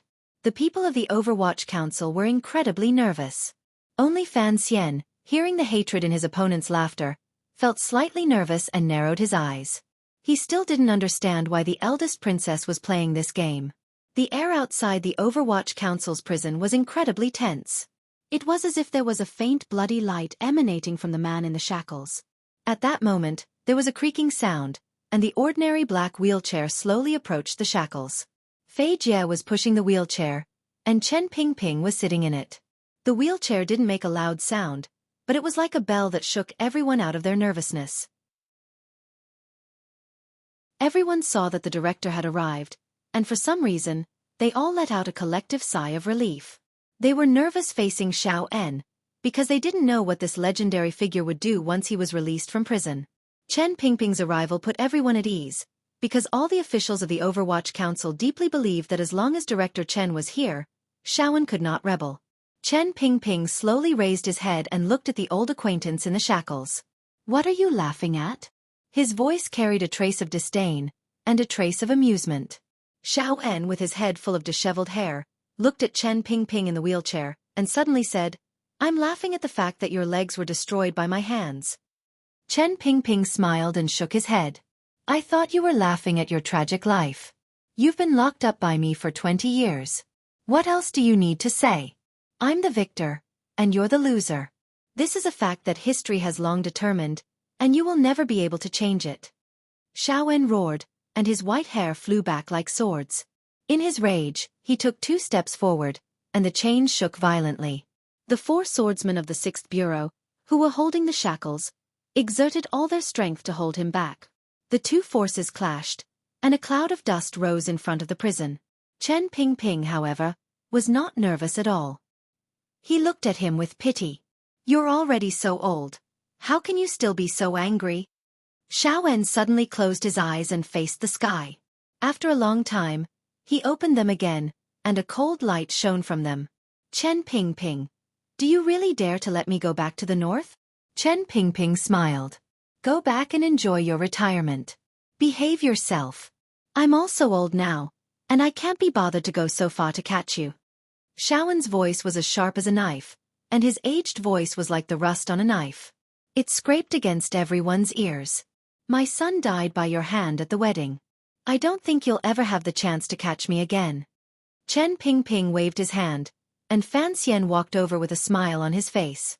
The closer he got to Xueqi, the more he felt his innate coldness, but his expression remained unchanged. "We're already old. What else can you do? If one day I have to catch you." Chen Pingping smiled. "Xueqi, this is Fan Xian. He's my successor. He'll be with you on this trip to the north. I don't think you'll be lonely." Xueqi turned slightly, and the shackles clanged against the chains again. The old man gazed at this young handsome official of the Overwatch Council through the strands of hair in front of his eyes. He didn't say anything for a while. Only now did Fan Xian see clearly the lingering hatred in Xueqi's eyes. Pushing the wheelchair, Fei Jie slowly said, "Sir Xueqi, I was the one who poisoned the wedding. Coincidentally, Fan Xian is my student." Chen Pingping and Fei Jie smiled at the same time. Fan Xian smiled at the perfect moment. "Senior Xueqi, if there's anything in the future, I'll be the one to accompany you." Xueqi chuckled, but there was no joy in his laughter. It was cold and murderous. His greatest defeat in this life had been given to him by Chen Pingping and Fei Jie. He had never imagined that the young man who would be escorting him back to the north would have such a deep connection with them. He tilted his head slightly to look at Fan Xian. "You're still too young. You'll have to be careful on the road." Fan Xian bowed politely. "I'll learn from you on the road." The grass by the side of the road was as fine as jade. Low branches hung in the sky beside the carriages. The silent carriages left the prison of the Overwatch Council and followed Tianhe Avenue to the north of the city. Along the way, the city patrol yamen had set up checkpoints. There was no one on the long street, only soldiers standing guard. In the distance, A few crossbowmen of the 6th Bureau could be seen, occupying the eaves of a few buildings. The side gate of the palace was closed. The commander of the palace, Gong Dian, looked coldly at the carriages in the distance. Suddenly he said, "I admire Fan Xian." The general beside him frowned. "Sir?" Gong Dian's lips curled up. "You've never had any dealings with Xiao, so you don't know how dangerous this trip will be. Fan Xian's name is known throughout the land, and he's a member of the royal family. There's no need for him to go to northern Qi. But this kid has the guts to accept this mission. I really admire him." Fan Xian sat in the first carriage and closed his eyes to rest. The real diplomatic mission had left the capital the day before. Fan Xian and his entourage, including himself, had been delayed to the end because of the secret agreement to trade Xiao for Yan Bingyun.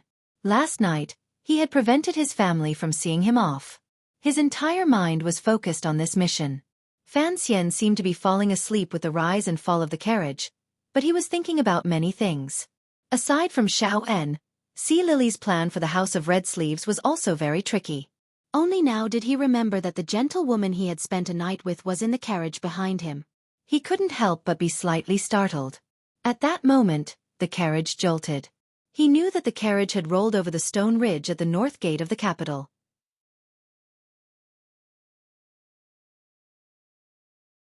Chapter 184. As soon as they left the capital, the sun dimmed. The carriages passed by the pavilion without stopping, and the willow trees on the main road sent them off as they slowly made their way north. The officers and soldiers of the city patrol escorted the diplomatic mission 18 miles out of the capital before returning, handing over the task of keeping an eye on the defenses along the way to the capital garrison. The diplomatic mission's primary means of transportation were carriages, and there were more than 10 of them. Aside from carrying people, most of the space was reserved for ceremonial preparations for the trip north. Xiaowen's shackles had not been removed, and he was locked up in the second carriage. There was also an official from the Overwatch Council in charge of his daily life. The official smiled, and carefully wiped the face of this serious criminal with a towel. The towel was very soft, and it did not hurt Xiaowen's old and withered face. "If I capture you and use you to threaten that young man named Fan, would it have any effect?" The chains clanked, and Xiaowen's old voice rang out in the carriage. But his words revealed a sense of carelessness, as if he had already guessed the answer. The official in charge of his daily life smiled warmly and said sincerely, "Mr. Xiao, since it is my turn to serve you, naturally I am prepared to be restrained by you. But as a citizen of the kingdom of Qing, when the time comes, I will have to commit suicide by poison, so as not to make things difficult for the people of the council." Xiaowen closed his eyes, and the cold aura around him gradually faded. "My hair is too long," he said quietly. "Help me tie it up." The conversation between the two seemed to have missed something. Xiaowen was currently restrained by the chains, so how could he restrain this official of the Overwatch Council? Perhaps both of them knew that once they left the capital, these thin chains would not be able to restrain the terrifying Xiaowen forever. The official walked to Xiaowen's side and took out a comb from a small cupboard. He carefully combed Xiaowen's snow-white hair, which reached his waist. His fingers were strangely steady, and did not tremble in the slightest. Decades ago, Xiaowen had been one of the few 9th-level masters in the world. If he had not been imprisoned in the Overwatch Council for 20 years, suffering great torture, and having his body and spirit damaged by the poisons of the 3rd Bureau, people would have guessed that he would have long ago become a grandmaster. Even so, Binghu still had some power. Just by looking at the Overwatch Council's expression as if they were facing a great enemy when he came out of prison, as well as the power that naturally seeped out of his body, one could tell that this old man still possessed terrifying power. If Xiaowen were to suddenly launch an attack at this moment, this middle-aged official probably wouldn't even have the slightest room to resist. However, he still maintained a steady smile, his expression calm and composed. Xiaowen glanced at him appreciatively. He knew that Xiaowen had most likely already made up his mind. Once he was subdued, he would immediately commit suicide by ingesting poison. He just didn't know where the poison was hidden on his body. "Is the Qing kingdom really so good that you would willingly and even happily guard me, a demon by my side?" This was something that Xiaowen had always been puzzled about. The bureaucracy of the Qing kingdom was clearly corrupt, and yet the Northern Wei kingdom that he had once served had fallen apart overnight. Although part of this was because he and Zhang Qingfeng had been captured and lost their power, The Qing kingdom's military strength was still so tyrannical that it was somewhat illogical. The middle-aged official respectfully said, "If I die, the council will take care of my family's future. When my child turns 12, he can receive honors, and I believe that Sir Fan Jr. will help me take care of him. Sir Fan Jr. is very rich. My life can be exchanged for so many things. It is truly worth it." Xiao flexed his wrists, and the sound of chains rang out again. He was a little annoyed. Still the same old tricks. "What is your name?" The middle-aged official laughed and replied, "My name is Wang Qinian." Xiao carriage was the second in line. Fan Xian lifted the curtain of the driver's side and squinted at the carriage. He waved his hand to call over a tiger guard and quietly asked, "How are the people next to the carriage?" What were the tiger guards? This was back to the second conversation between Count Sinan and Director Chen Pingping outside the palace. In short, Minister Fan could not help but allocate a small portion of his secret power to the diplomatic mission just as his son was about to leave the country.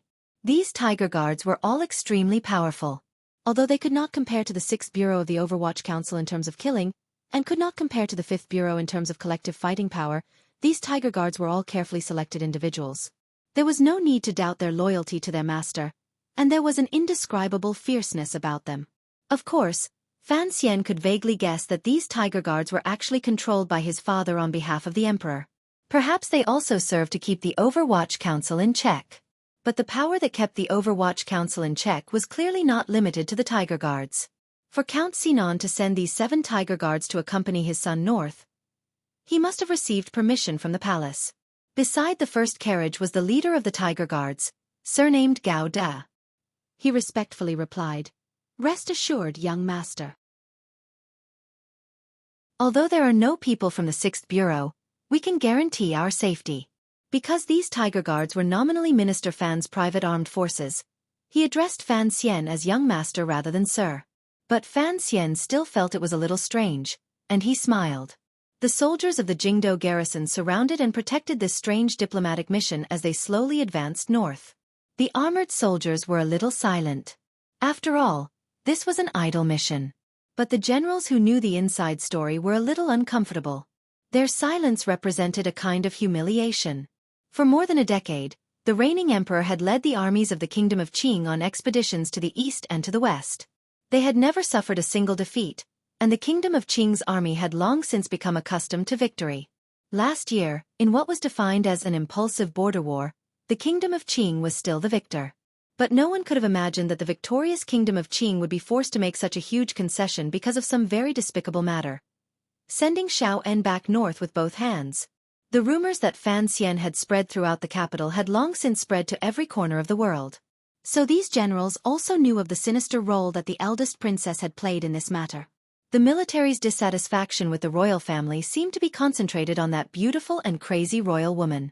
This was something that Fan Xian still had no way of figuring out. Although the eldest princess was crazy, she was not stupid. What benefit did she gain from selling Mr. Yen, the head of Qing's northern spies, to northern Qi? If it was just to have Zhuang Mohan come to the capital to humiliate him, Fan Xian certainly did not believe that he had such an important position. If the eldest princess was seeking outside help from northern Qi for the sake of the future struggle for the throne, wouldn't this offend the majority of the military? No matter how he looked at it, this was a deal that did not make up for the losses. The diplomatic missions carriages had already traveled north for half a day. The sun gradually sank into the mountains, and the light grew dimmer. The carriages began to rest by the edge of a large forest. The deputy commander of the diplomatic mission came to ask for instructions. According to the rules, the diplomatic mission should stop for the night at a relay station 3 miles ahead. Fan Xian thought for a while and then shook his head. He ordered that they stop there for now and that they would discuss it later. He then got out of the carriage, stretched the numbness that came with being immobile for so long, and strolled to the rear. The leader of the Tiger Guards, hand on his long knife, silently followed behind him. Fan Xian looked down and noticed that the Tiger Guard's knife was strangely long. He couldn't help but ask curiously, "Will it be inconvenient to draw it?" Under Wu Zhu's guidance, he paid particular attention to reaction speed in battle. He knew that the longer the weapon, the slower the weapon's owner's reaction would be. The leader of the Tiger Guards, Gao De, raised his long knife and calmly presented it to Fan Xian. He explained, "There's a mechanism, so we can draw the knife faster. Because I'm mainly responsible for covering and intercepting, the 7 tiger guards in this party all use long knives. We just want to increase the killing range." Fan Xian nodded, indicating that he should not follow. By now, he had already reached the side of the second carriage. He gently twitched his nose, as if he could faintly smell the scent of blood and ice coming from the carriage. He couldn't help but smile, thinking that if Wang Qinian and that old freak continued to stay together, they would eventually go crazy.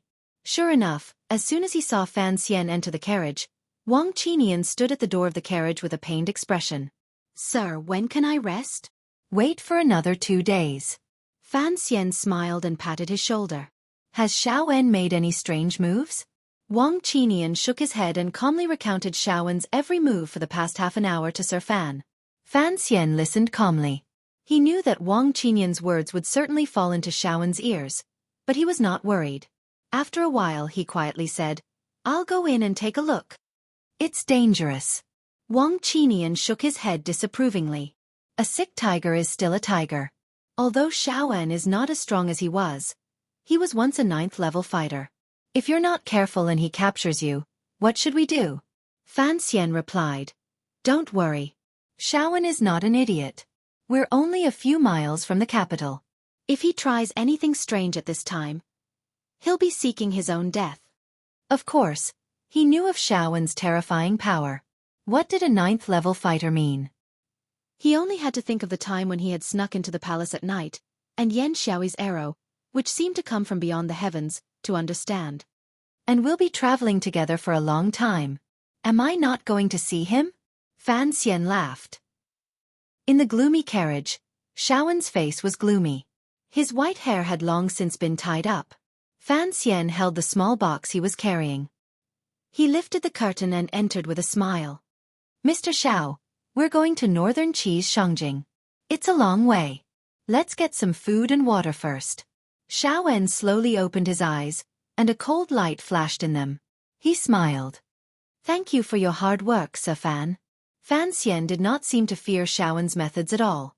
With a face full of smiles, he opened the lunchbox and carefully fed the desserts to the old man's still somewhat dry lips. Then he fed him some water. After a moment of silence, Xiaowen suddenly said, "These poisons are useless."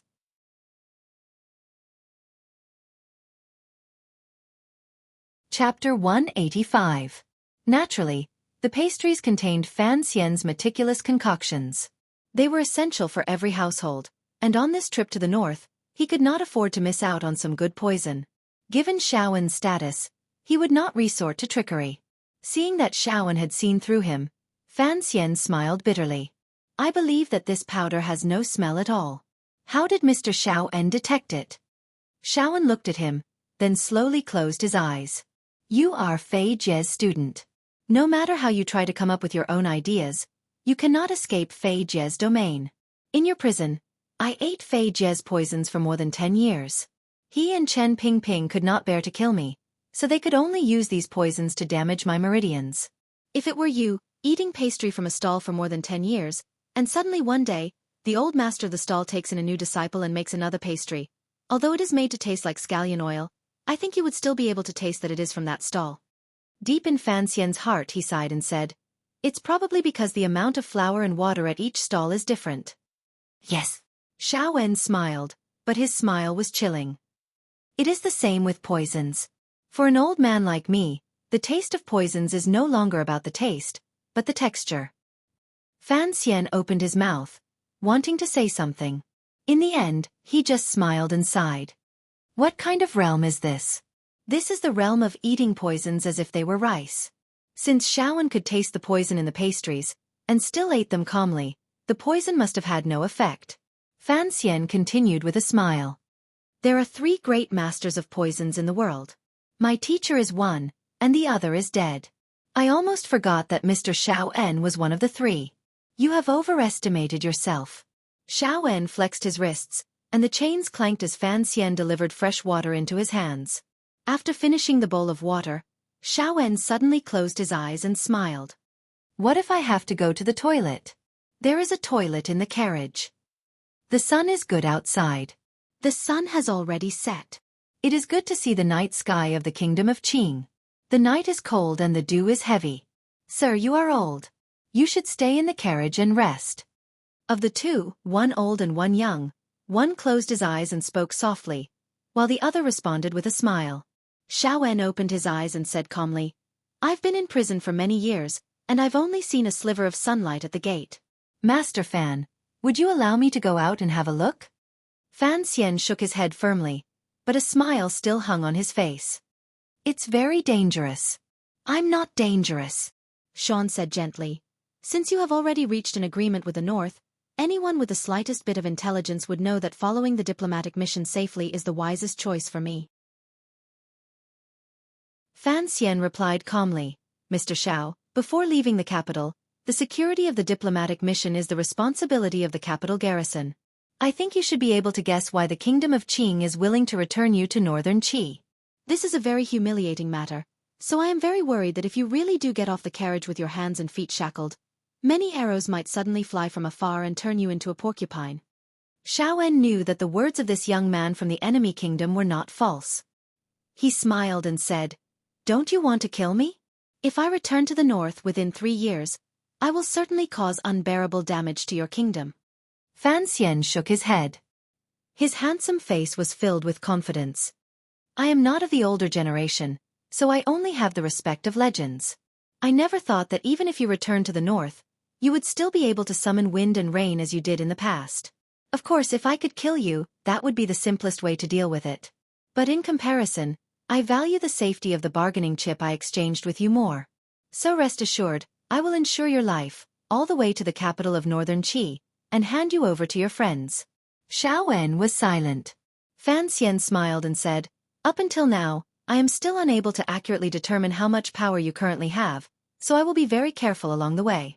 As for the outside of your carriage, I will maintain sufficient power at all times to ensure that when you want to come out of the carriage to get some fresh air, we will be able to immediately respond accordingly. Xueqi laughed, but still did not say anything. Since his attempt to secretly poison Xueqi had been seen through, and it was clearly ineffective, then he could only resort to the barbaric method on the surface. Fan Xian let out a soft breath, then stood up. He stretched out his foot and stepped on the iron chains that bound Xueqi's hands. Strangely, he tied a piece of black cloth around Xueqi's elbow, then gently but rudely patted the back of the old man's hand. Then, he took out a flat iron box from his bosom. Opening it, he took out a long, thin, and incredibly sharp needle. The thin needle tube was skillfully made hollow, and there was a bulge at the back of the long needle. It was unknown what material it was made of, but presumably it was a medicine storage device. Xueqi's eyes were bloodshot, and he stared coldly into Fan Xian's eyes. Fan Xian approached with the needle in hand, without a trace of panic. Suddenly, a very strange feeling arose in the carriage. Fan Xian's nose suddenly tasted something sweet, and the air was filled with the scent of blood, faintly red. This smell came from Xueqi's faintly angry body. Outside the carriage, the Tiger Guards and officials of the Overwatch Council immediately sensed the abnormality in the carriage. They silently rushed over, weapons in their hands. Wang Qinian, who was guarding the carriage, looked back and frowned slightly. He then waved his hand at the people beside the carriage, who looked as if they were facing a great enemy, indicating that there was no problem. In the carriage, Fan Xian slowly removed the thin needle from the back of Xueqi's hand. He took out a silk handkerchief and carefully wiped the tip of the needle, then raised his head and smiled. Thank you, Mr. Xiao, for your cooperation. He did not know what acupoint the needle had pierced, nor did he know what medicine had been poured into the needle. Xueqi's frightening aura had weakened considerably, and even his face seemed a little haggard. I respect you, but respect the elderly. Fan Xian walked out of the carriage. But you must remember, you are no longer the head spy of Northern Wei, nor are you a world-shaking villain. You are only my prisoner. If you try to escape, I have many ways to kill you. Sir, there is no need to be so careful. Wang Qinian accompanied him to sit under a tree by the road. He looked at Fan Xian's slightly tired face. If Xueqi wants to regain his freedom, he should cooperate with us and enter the borders of northern Qi. Fan Xian shook his head. You don't understand.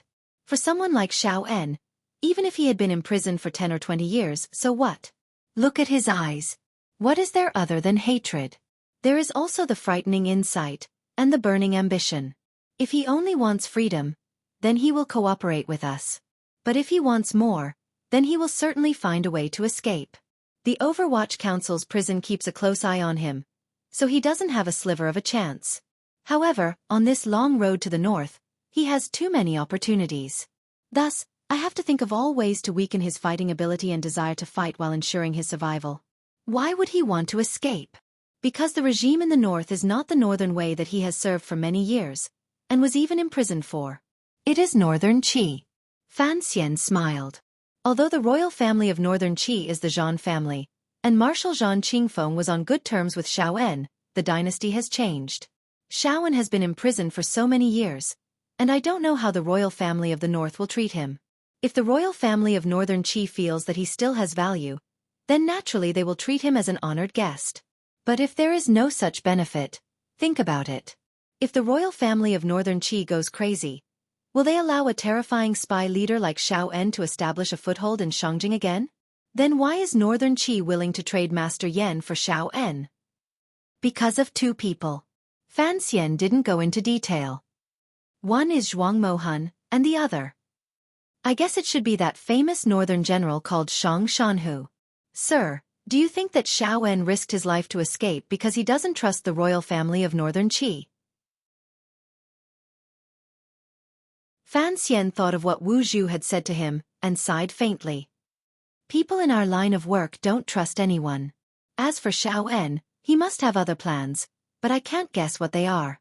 All I know is that he must reach Shangjing alive. It's that simple.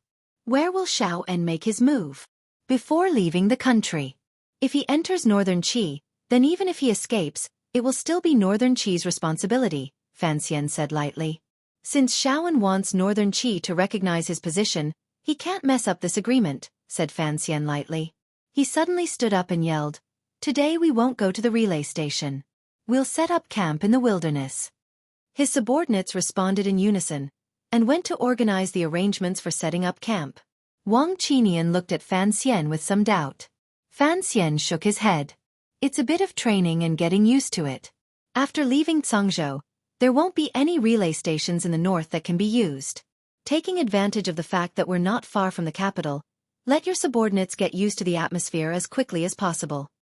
Fighting in the wilderness is not playing house. Wang Qinian saw that Fan Xian was still worried, and very tactfully began to play the role of a sidekick. Fan Xian lightly clapped his hands, smiled, and waved for him to leave. Then he sat silently under the tree, looking at the carriage and thinking about the old man inside. I don't want you to suddenly change your name to Shawshank. Earlier, when injecting poison into the carriage, Fan Xian had still been a little nervous. He didn't know whether or not Xiaoen would suddenly attack. After several investigations, he still didn't know how much power this 9th-level ace, who was one of the best in the world, had retained after more than 10 years in prison. But he knew that until the best opportunity came, the terrifying Xiaoen would be very obedient. The mountain wind blew from the forest behind Fan Xian, blowing through the sweat-soaked clothes on his back. It was damp and cold. After a while, he stood up, expressionless, and walked towards Sea Lily's carriage.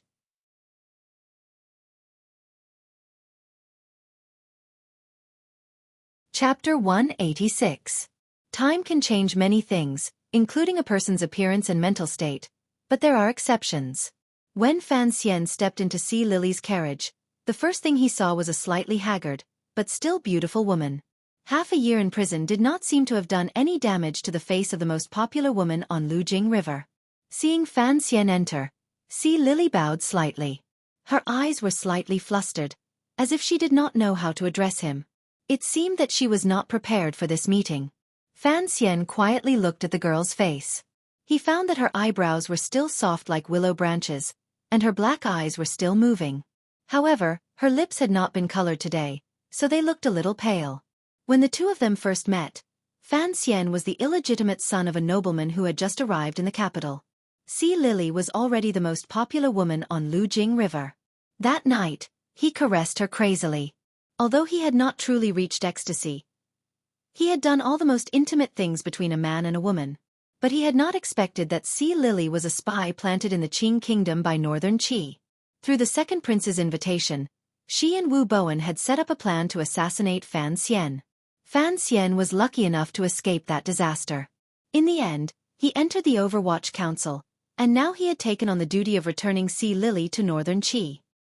He quietly looked at the eyes, nose, and lips of the woman in front of him. For some reason, he thought of the physical contact he had with her that night on the pleasure boat. Although his heart did not waver, there was still an indescribable feeling. After all, aside from the servant girls in Danzhou, she was the woman he had been closest to before marriage. A few days ago, I rode by Lujing River. The silence in the carriage was broken by Fan Xian's gentle words. I saw that pleasure boat again. Sea Lily was slightly taken aback. She had not expected this handsome young man to use such a line as an opening remark. She had thought that what followed would be a very serious conversation. Fan Xian laughed. It's already very run down, but I don't think you will miss that place. Sea Lily smiled bitterly. I am a duckweed, a guest on the 4 seas. Please do not make fun of me, sir. I don't like the word me. Fan Xian looked at her watery eyes and smiled slightly. The affairs of the world are wondrous. When you wanted to kill me, it was because you had a mission.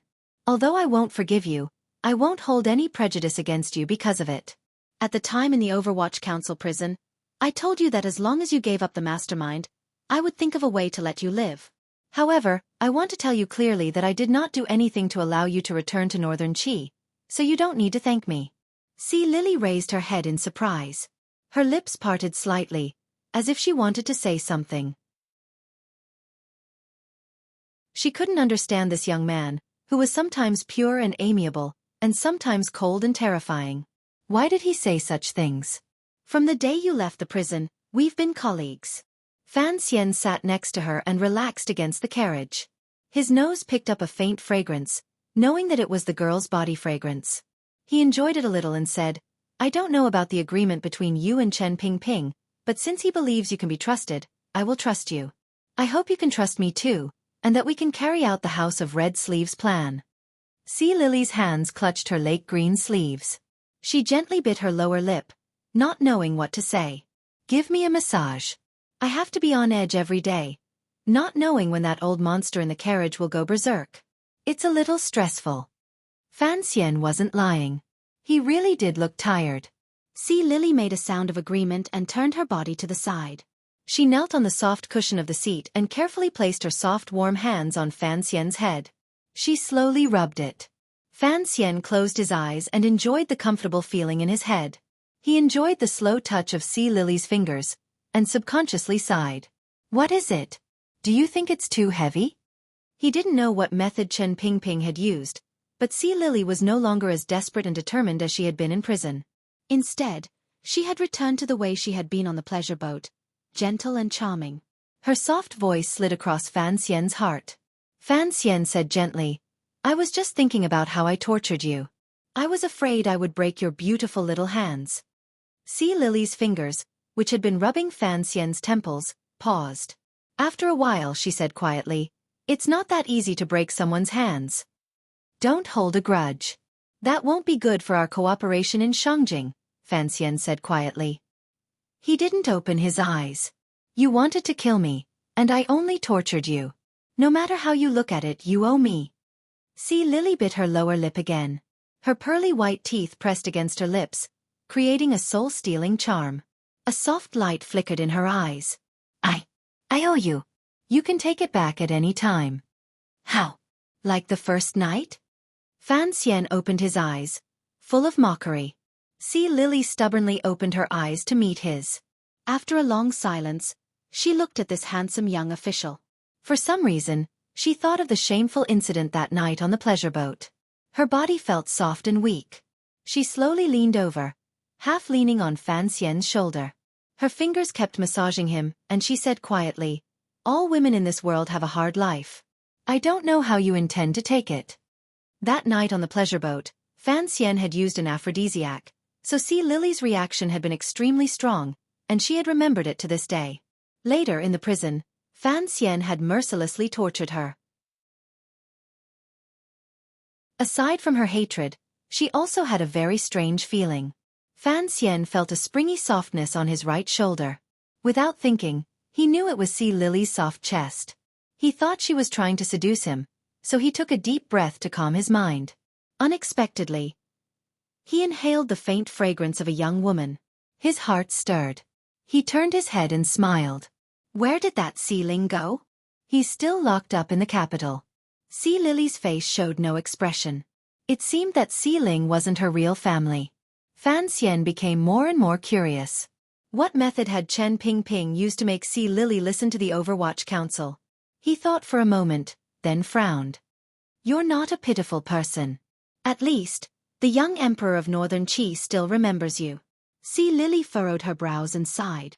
How long will it last if you use your looks to influence others? That's what I'm confused about. Fan Xian smiled. I don't know if you can tell me in detail about your past with the Emperor of Northern Qi, so that when we get to Shangjing, we can make arrangements for you to enter the palace. The so-called Red Sleeve Plan, in Fan Xian's eyes, was just another version of Shi Shi's entry into Wu. From the contents of this secret agreement, it could be seen that the Emperor of Northern Qi had some affection for Sea Lily. Otherwise, he wouldn't have deliberately emphasized her return. But Sea Lily's background was a bit low. Even if Northern Qi respected her for her service to the country, it was only respect. Compared to the kingdom of Qing, Northern Qi paid more attention to one's birth and bloodline. They couldn't allow a woman who had once been a prostitute to enter the palace. Sea Lily didn't seem to want to talk about the past. She only lowered her head and said quietly, Master Fan, don't worry. Once I get to Shangjing, the Emperor of Northern Qi will worry about what happens next. The carriage once again fell silent. Fan Xian sat beside the woman, smelling her faint fragrance. For some reason, he regretted leaving her fingers earlier. After sitting quietly for a while, he slowly opened his mouth and said, Then rest well, Mississippi. Unexpectedly, Sea Lily spoke at the same time. Master, do you want a massage? That's fine, Fan Xian replied quickly. All right.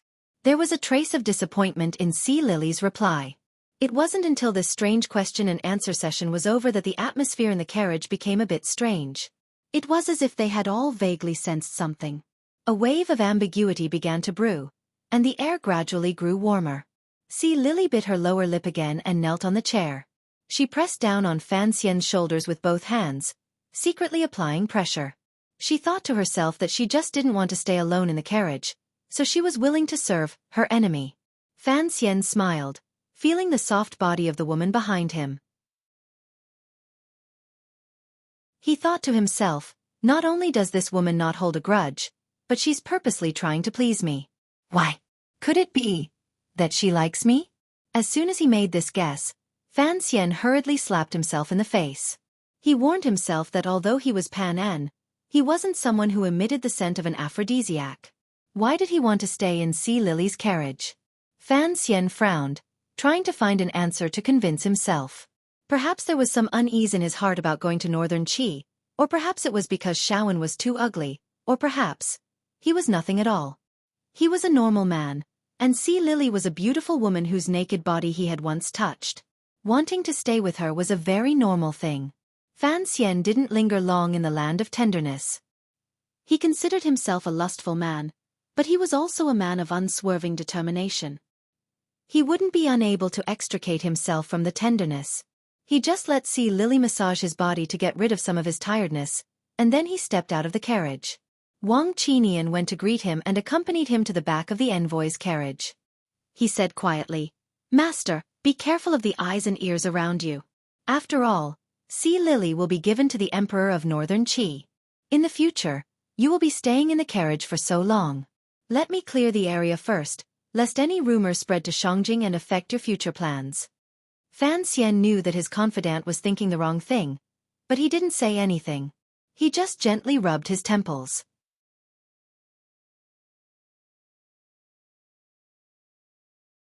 Chapter 187. After leaving the capital, the diplomatic mission immediately sped up.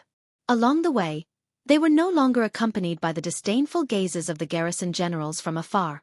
The members of the diplomatic mission, including the officials of the Overwatch Council, appeared to be much more relaxed. It was now the third month of spring, and the further north they went, the richer the colors of spring became. It was truly a strange sight. Along the way, there were local officials who received them. They all knew that this diplomatic mission was headed to northern Qi, and naturally, none of the officials dared to slight them. Furthermore, the leader of this diplomatic mission was the famous Sir Fan Jr., so the local officials were especially attentive in receiving them. Although they did not dare to delay the diplomatic mission schedule, every time they arrived, there was always a feast. Beautiful women came to keep them company, and at the banquet, there was no stopping flattery for Fan Xian. Only now did Fan Xian realize how famous he was in the kingdom of Qing. He couldn't help but feel a little smug, and at the beginning of the banquets, he refused no one. But after going so many times, he couldn't help but grow tired. And every time, he had to repeat his vow that he would no longer compose poetry. It was truly troublesome. Wang Qinian quite liked going, because the dancers at the banquets wore light muslin, and it was very entertaining. Every time they went, the local officials would extravagantly arrange for the local popular girls to accompany them. Every night, they would have hundreds of tricks up their sleeves. How could the sallow women in the capital compare? But this arrangement did not appeal to Fan Xian, because there was a girl in the diplomatic mission that even the Emperor of Northern Qi could not forget. See Lily, the most popular girl in the capital. As a result, Fan Xian gradually stopped attending banquets. He only chose to speak with some of his father's old acquaintances and high-ranking officials. Most of the time, he stayed at the diplomatic mission's encampment. On the one hand, he watched over Xiao En, and on the other, he could spend more time in See Lily's carriage. Counting on his fingers, it had been more than half a month since they left the capital. During this time, Fan Xian spent most of his time in See Lily's carriage. That's right. A group of men would get tired of listening to the crosstalk. How could it compare to chatting with a beautiful woman in a carriage? See Lily carefully peeled the orange, then carefully scraped away the white tendons before putting the orange into Fan Xian's mouth. In the diplomatic mission, Fan Xian was the most powerful, and the officials of the Overwatch Council followed his lead. The Tiger Guards were even more loyal. No matter what he did, no one dared to say anything. But as Fan Xian closed his eyes and slowly chewed on the orange, for some reason, he thought of his sister. When he was in the capital, Ruoruo often served him fruits like this. Then he thought of his wife Wanner, who was still at home. His eyes opened slightly, and through a small crack in his eyelids, he peeked at See Lily, who was concentrating on processing the oranges. A sense of unease welled up in his heart. During the journey, he and See Lily didn't do much. They just chatted, ate some fruit, and passed the time. They didn't even mention their plans for Shangjing in the northern Qi kingdom. Of course, they occasionally rubbed their tired bodies, held hands, or hugged each other to look at the scenery outside the window. What are you thinking about? Seeing Fan Xian in a daze, See Lily smiled sweetly. These days together, all she saw was Fan Xian's gentle and delicate side. She had actually forgotten the horrible scene of him bullying the weak in the celestial prison. The girl seemed to like the feeling of sitting and chatting in the carriage. Deep in her heart, she secretly hoped that the journey would never end. I'm thinking. You've been taking good care of yourself these days. Your plumpness is gradually returning. Fan Xian teased. When we first left the capital, your body made my hands hurt. See Lily blushed slightly. Then don't touch me. Fan Xian smiled and took her hand. Holding her wrist, he pulled her into his arms. His palm slowly stroked her body. You don't like it? I've had a hard life. You bullied me, drugged me on the pleasure boat, tortured me in the celestial prison, and now I can't escape your evil clutches in this carriage. See Lily said this, but her whole body was in Fan Xian's arms. She felt that this young man's embrace was very warm, and she didn't want to leave. She felt Fan Xian's hand moving on her bottom through her clothes. Her heartbeat was a little erratic. Her red lips opened slightly, and she blew into Fan Xian's ear. Fan Xian's ear felt hot and itchy, and his palm unconsciously tightened. See Lily called out softly, her voice like silk. She panted softly in his ear. Take me. Going to Shangjing won't end well anyway. After a moment, Fan Xian smiled and jumped out of the carriage. There was a hint of strangeness in his smile. There was poison in See Lily's body, a slow-acting poison. Fan Xian had long found out that it had been planted by the Overwatch Council in advance. Fan Xian had seen this poison in the books teacher Fei had left behind, but he had never seen it in real life. This poison would slowly spread through a woman's body and then spread to a man through intercourse. As long as the Northern Qi Emperor and Sea Lily slept together, he could be infected with this poison. The symptoms were very similar to a common venereal disease. No wonder Chen Pingping was so serious. It turned out that the House of Red Sleeves was not a copy of Shi Shi entering Wu, but a plan to poison people. There was no cure for this poison, but it could effectively weaken a person's body and mind. Think about it, if the Northern Qi Emperor really loved Sea Lily, and spent every night with her, he would soon fall seriously ill. And given the current situation of the Northern Qi Emperor and the Emperor's factions confronting each other, if the young Emperor fell seriously ill, Northern Qi's court would once again descend into chaos. Fan Xian sighed. Sea Lily knew there was poison in her body, but she thought it was just a method the Overwatch Council used to control her. She didn't know it could be transmitted to the men she slept with. What made him uncomfortable was that Chen Pingping hadn't told him about this. If he hadn't felt something strange when he was intimate with Sea Lily, he wouldn't have discovered it. Of course, even if he had been infected with this poison, he could immediately be cured, but the feeling of being kept in the dark was still not good. The House of Red Sleeves? He smiled bitterly in his carriage. So it's the House of White Sleeves, to summon the soul. He knew that compared to Chen Pingping, Fei Jia, and even Xiao En in the carriage behind him, his methods were not vicious enough, and his heart was not cold enough. Sea Lily was just a pawn that could be discarded at any time. But he didn't know what Chen Pingping had promised her to make her willingly become a pawn covered by a black cloth. But what truly shocked Fan Xian was something else. This was the real reason why nothing had actually happened between Fan Xian and Sea Lily for more than 10 days. Sea Lily was still a virgin. The diplomatic mission had already arrived in the northern part of the kingdom of Qing. Ahead of them was the last large city in the north of the kingdom of Qing, Zhangzhou. Looking at the city from a distance, Fan Xian narrowed his eyes slightly. He found that the color of the sky had darkened. The northern wind was strong and had scattered the spring air in all directions. Dark clouds covered the sky. It was truly an unpleasant weather. After the last provincial guard in charge of escorting them came to salute, they began to turn back. Only the diplomatic mission's own carriages were left. Although the carriages were very long, in the wasteland outside Zhangzhou, they still seemed small and pitiful. How long will it take to leave Zhangzhou and reach the border? Fan Xian squinted and gazed at the northern sky.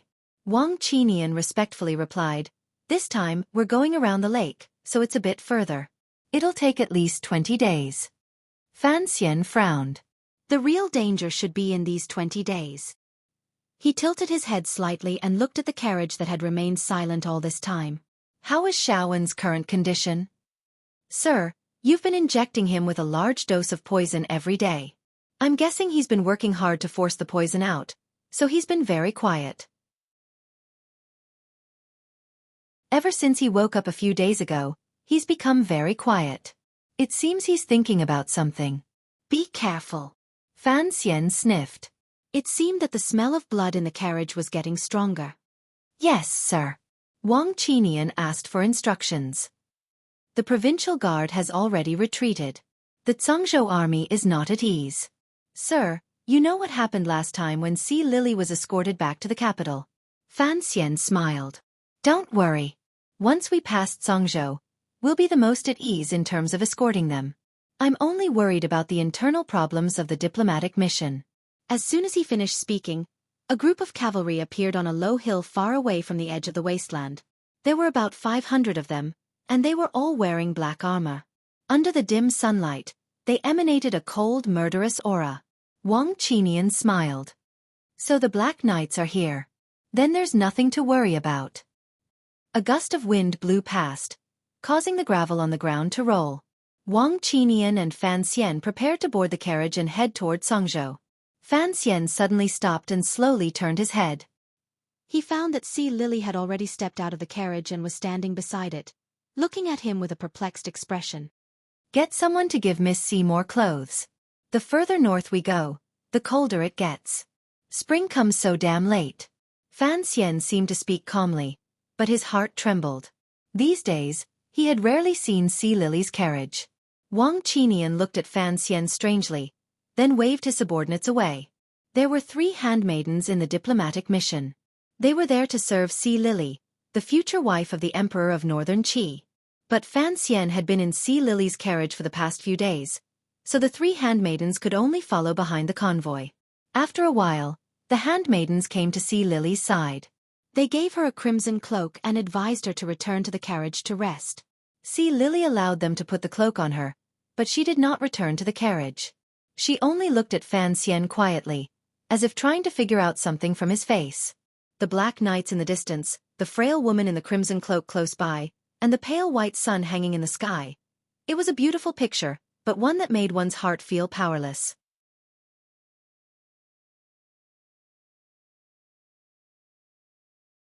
Chapter 188. After leaving Congzhou, the diplomatic mission, under the protection of the Black Knights, slowly but surely made their way north. Northern Qi was not to the north of the kingdom of Qing, but to the northeast. At the border of the two countries was a large number of powerless vassal states. On the easternmost coast was the largest city in the world, the most prosperous port, Dongyi. The route the diplomatic mission chose did not pass through the vassal states, because the more cities they passed through, the harder it would be to guard against them. Of course, the secret agreement between the two countries could not be carried out by Dongyi.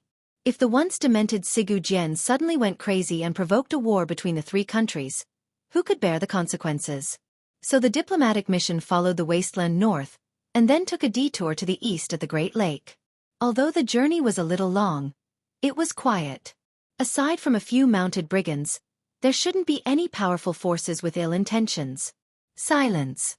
Xiaowen was silent. Sea Lily was silent. Even the most important person in the diplomatic mission, Fan Xian, was silent. Everyone had their own reasons for being silent. Fan Xian pulled the needle out of Xiaowen's hand and carefully examined the old man's weary face. Xiaowen suddenly opened his eyes, and a cold light shone from them, as if it were real. He smiled. I am thick-skinned. I am not afraid of being stared at. I have a question. Xiaowen slowly closed his eyes. Why did you tie that cloth around my arm? I can guess. This method makes my blood vessels stand out even more. But was it necessary for you to inject poison into my blood vessels so painstakingly? Yes. Fan Xian smiled. Intravenous injection was, of course, faster and fiercer than food poisoning. No one in the world knew how to use intravenous injection, but that did not mean Fan Xian did not know how to do it. The terrifying Xiaowen in front of him could not be affected by ordinary poisons, and his Xueqi was too astonishing. Only an intravenous injection would be effective. Xiaowen frowned. After a while, he suddenly said, "This method seems familiar, and I must admit, it is very effective. Unfortunately, I am really old, and have forgotten who it was." Fan Xian was shocked, but his face showed no reaction. He smiled. "Take your time, Mr. Xiao. Those cavalrymen in the distance should be Chen Pingping's underlings, right?" Xiaowen suddenly said in a very casual tone. Fan Xian was slightly taken aback. He remembered that his carriage had no windows on either side, and that it was separated by a layer of iron plates. It was amazing that Chen Pingping knew about the situation of the Black Knights in the distance. He replied warmly, "It is the Black Knights. That year's 1,000-mile raid was carried out by the ancestors of this cavalry." He was referring to the time many years ago, when Chen Pingping had led the Black Knights to abduct Xiaowen from his wedding. That incident was the greatest humiliation Xiaowen had ever suffered in his life, and it had left him with an indelible wound. "When are you going to kill me?" Xiaowen asked in a very ordinary tone. There was not a trace of emotion in his voice. There was some kind of psychological hypnosis hidden in this series of questions. If it was an ordinary person, they might have subconsciously fallen into the trap. But Fan Xian was not an ordinary person. He was a little surprised and said, "What?" Sean smiled faintly, and a faint redness appeared in his squinted eyes. "I think Chen Pingping would not want me to return to the north." Fan Xian shook his head. "I don't care about the thoughts of the older generation. As long as I do my job well, that's all." "You are a very good young man." Xiaowen looked at him calmly. He slowly moved his wrist and put the heavy iron chain on the table. "Why do you say that, Mr. Xiao?" "We traveled together for many days. Although Master Fan often stayed in that girl's carriage, you did not forget your duty because you were greedy for the pleasures of the night." Xiaowen said calmly, The key is that you train twice a day, in the morning and at night. You never stopped. This kind of perseverance, even when I was young, was far inferior to you. Fan Xian smiled. Clumsy birds fly early. I know my strength is not enough, and my talent is not enough. Naturally, I have to train more. Xiao Wen shook his head. Your talent is very good, and your strength is already very strong. But you have never challenged a truly strong individual, so you have not been able to stimulate the true strength of your body. Fan Xian quietly looked at the old man's aged face. His eyes were as deep as an ancient well. He couldn't help but think to himself, are you the first truly strong individual I will face alone? After leaving Cangzhou, the diplomatic mission entered the area under the jurisdiction of the Northern Army. This was a grassland, and the military camp was 100 miles away. Fan Xian did not want to encounter the superior 9th level Yan Xueqi, so the diplomatic mission naturally took a detour. In any case, with the protection of the Black Knights along the way, no one in the world would dare to do anything to them. A few days ago, there had been a few mountain bandits who had sent scouts to investigate, but seeing the power of the diplomatic mission and the Black Knights in front of them, they had long since retreated into the mountains in fear, not daring to come out for months. Xiao Wen remained silent, and so did Sea Lily. She gradually became more and more haggard.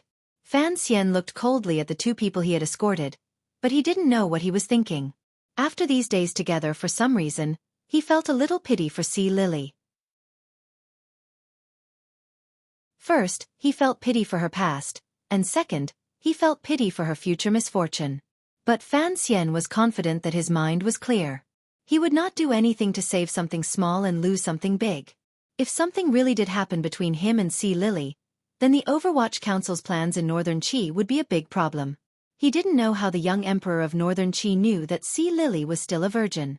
But if he found out that Sea Lily had lost her chastity, then the Red Sleeve plan would naturally be rendered useless. But Fan Xian didn't seem to want to see Sea Lily's somewhat confused face. It seemed that he didn't have enough confidence in himself, so he never boarded Sea Lily's carriage again. Instead, he boarded Xiao Wen's carriage more often. From this seemingly silent old man, he learned a lot of gossip and Jianghu secrets from many years ago. On the one hand, he really wanted to learn a lot from this once most terrifying spy leader. On the other hand, Fan Xian didn't want Xiao Wen to have too much time to plan a contingency plan. As the journey progressed and the temperature outside the carriage dropped, the conversation between the shadowy figures of old and young gradually shifted from Northern Wei to the present world. No one can truly unify the world, Xiao Wen said lightly, looking at him. These days, he had gradually gotten used to the conversation between him and Fan Xian. This young official named Fan Xian was indeed a good person to talk to. His Majesty the Emperor of our country had two chances. The first was after the Third Northern Expedition. Fan Xian frowned. Given the kingdom of Qing's immense military power at the time, it was more than enough to go north and destroy Northern Qi. Xiao Wen shook his head. Although I was already in prison at the time and didn't hear any news, after listening to your explanation these days, I think that the Emperor of Qing suddenly stopped because of two reasons. One was internal problems in the court, and the other was that he encountered some powerful resistance. After making his choice, he felt that going north was a very risky idea. Fan Xian thought about it. At the time, the Yi family affair had not yet erupted, and the court was basically under the control of the emperor and his mother's subordinates. Logically speaking, there shouldn't have been any internal problems. As for external enemies, he frowned. Was there any power in the world that could stop the powerful kingdom of Qing? The temple. Xiao Wen seemed to have guessed what Fan Xian was thinking, and gave him a reference. Fan Xian shook his head. An illusory object is not enough to resist human ambition, or perhaps the desire for power. To unify the world and unify the four seas is too tempting for an emperor. Xiao Wen smiled and acknowledged his words. The North and South have been at war for years. Even if the South Kingdom of Qi were to be defeated, it would take at least a decade for them to truly stabilize the situation and destroy all the forces of restoration. Besides, don't forget Dongyi. It is the place where the 9th-level masters of the world are gathered. Although this power is not enough to protect the country and open up new territory, if it is combined into a stick, under the leadership of that idiot Siga Jian, it could really do some crazy things. The triangle is the most stable. The three countries stand in a tripod, and it is also the most stable structure. Fan Xian nodded. Even if there is a difference in strength between the three powers, whoever wants to break this balance first will most likely suffer a backlash. The kingdom of Qing's court is the same. Shaoan looked at him with a faint smile. The emperor, the courtiers, and the seemingly crazy but actually sinister eldest princess make up the triangle you speak of. Whoever wants to break this balance first will suffer. These days, Fan Xian didn't hide anything. He talked about the affairs of the kingdom of Qing's court. It wasn't a secret, and if this old man didn't die at his hands after returning to northern Qi, there must be many ways to find out. Fan Xian's temples ached faintly. He didn't know why, but he began to miss Sea Lily's gentle fingers. If everyone is smart enough, let's first maintain the current balance, he said quietly. Impossible. Shaoan looked at him. Because you made the first move, the other side must have reacted. I'm willing to bet that the capital has long since become a pot of porridge. Master Fan, when you sent me back to the north, you missed this excitement. It is a pity. Fan Xian was surprised. He began to listen to Shaoan's cold analysis of the situation in the capital.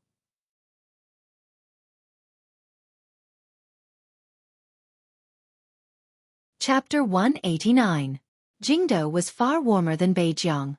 Early in the morning, flowers bloomed on the branches. Every night, tens of thousands of lights illuminated the spring bridge. It was very lively. 10 li of red candles reflected the river of flowers. It was a good time to enjoy the spring. But during the day, Jingdou was somewhat quiet. It seemed that both commoners and officials found it difficult to resist the sleepiness of spring.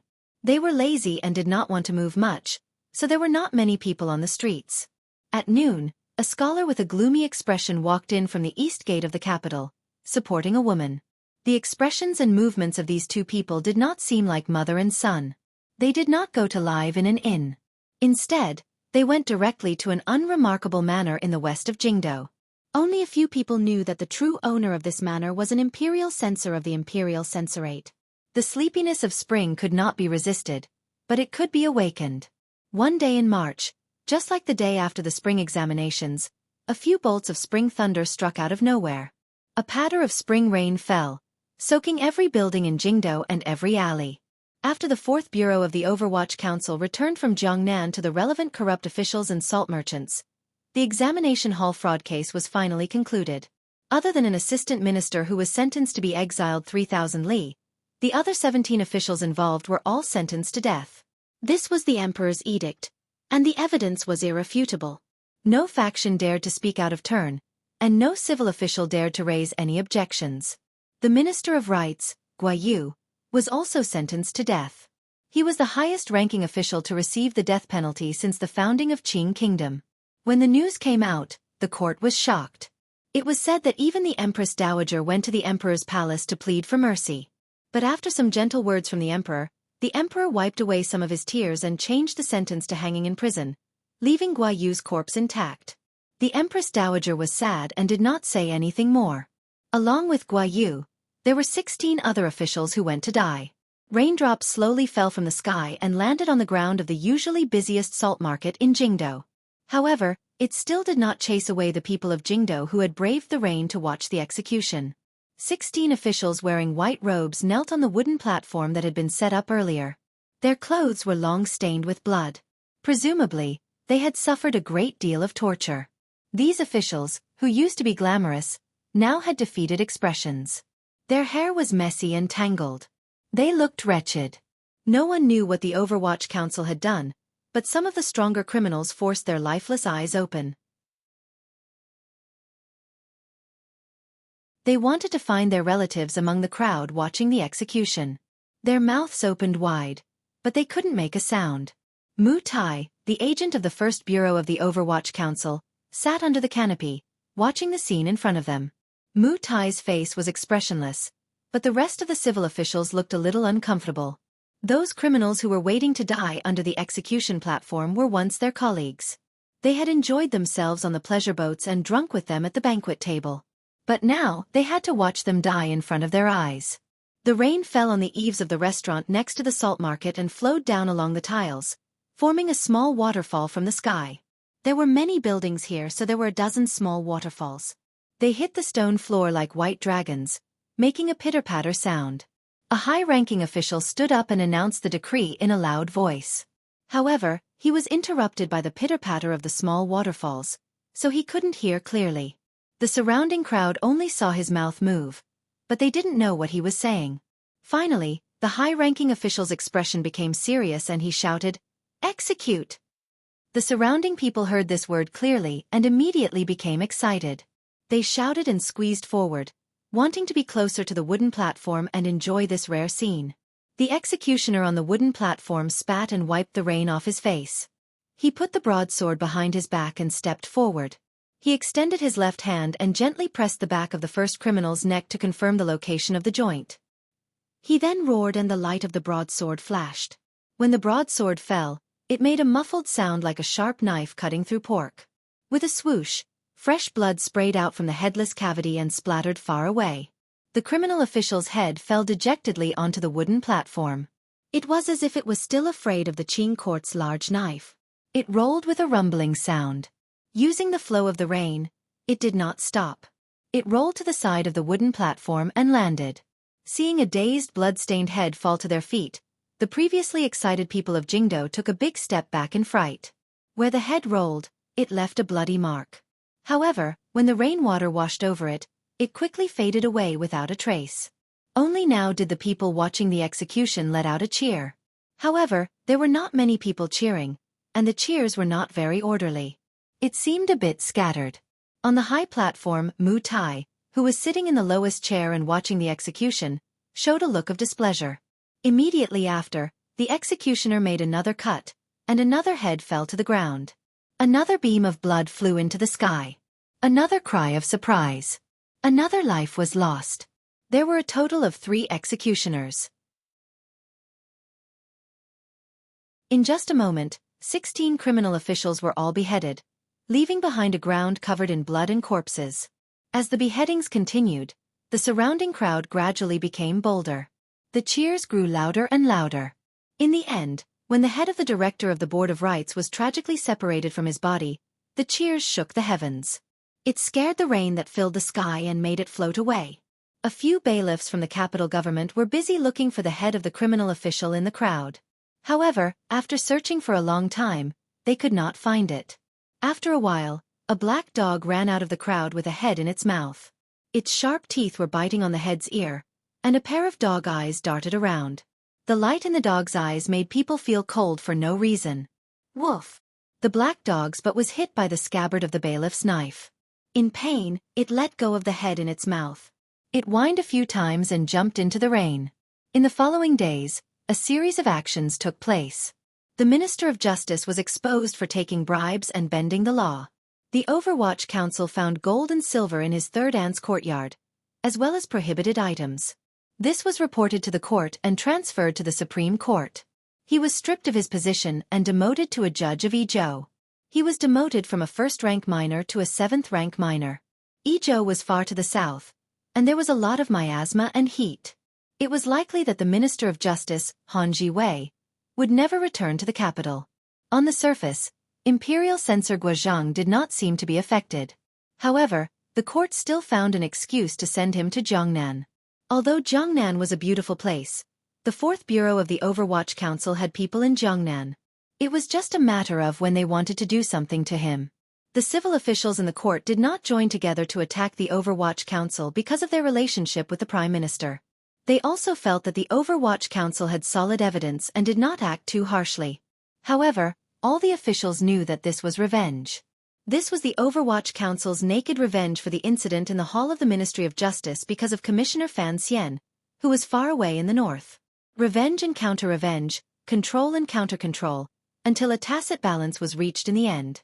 This was the unchanging theme of the Qing officialdom over the past few decades. So no one expected that when the Overwatch Council and the Prime Minister's vengeance had stopped at a certain limit, the counterattack from Xinjiang and the Empress would still come so quickly. The young scholar mentioned earlier was He Zongwei, who could not participate in the spring examinations because of the death of his father. He was a student of scholar Zhang Wenxiang, and had always been close to the Guo family. He did not expect to hear the explosive news in his hometown. The minister was waiting for death in prison, his family property confiscated, and his good friend Guobaoquan was nowhere to be found. What angered He Zongwei the most was that the crown prince of the Eastern Palace did not lend a helping hand in this matter.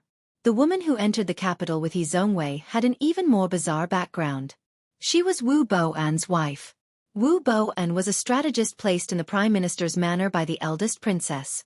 Last year, he had persuaded the second son of the Lin family to join forces with Northern Qi in an attempt to assassinate Fan Xian on Yolon Street. As the prime minister, Lin Ruofu naturally hated Wu Boan, who had caused the death of his only normal son. Although Wu Boan had died early, the Wu family still had a lot of property in Shandong.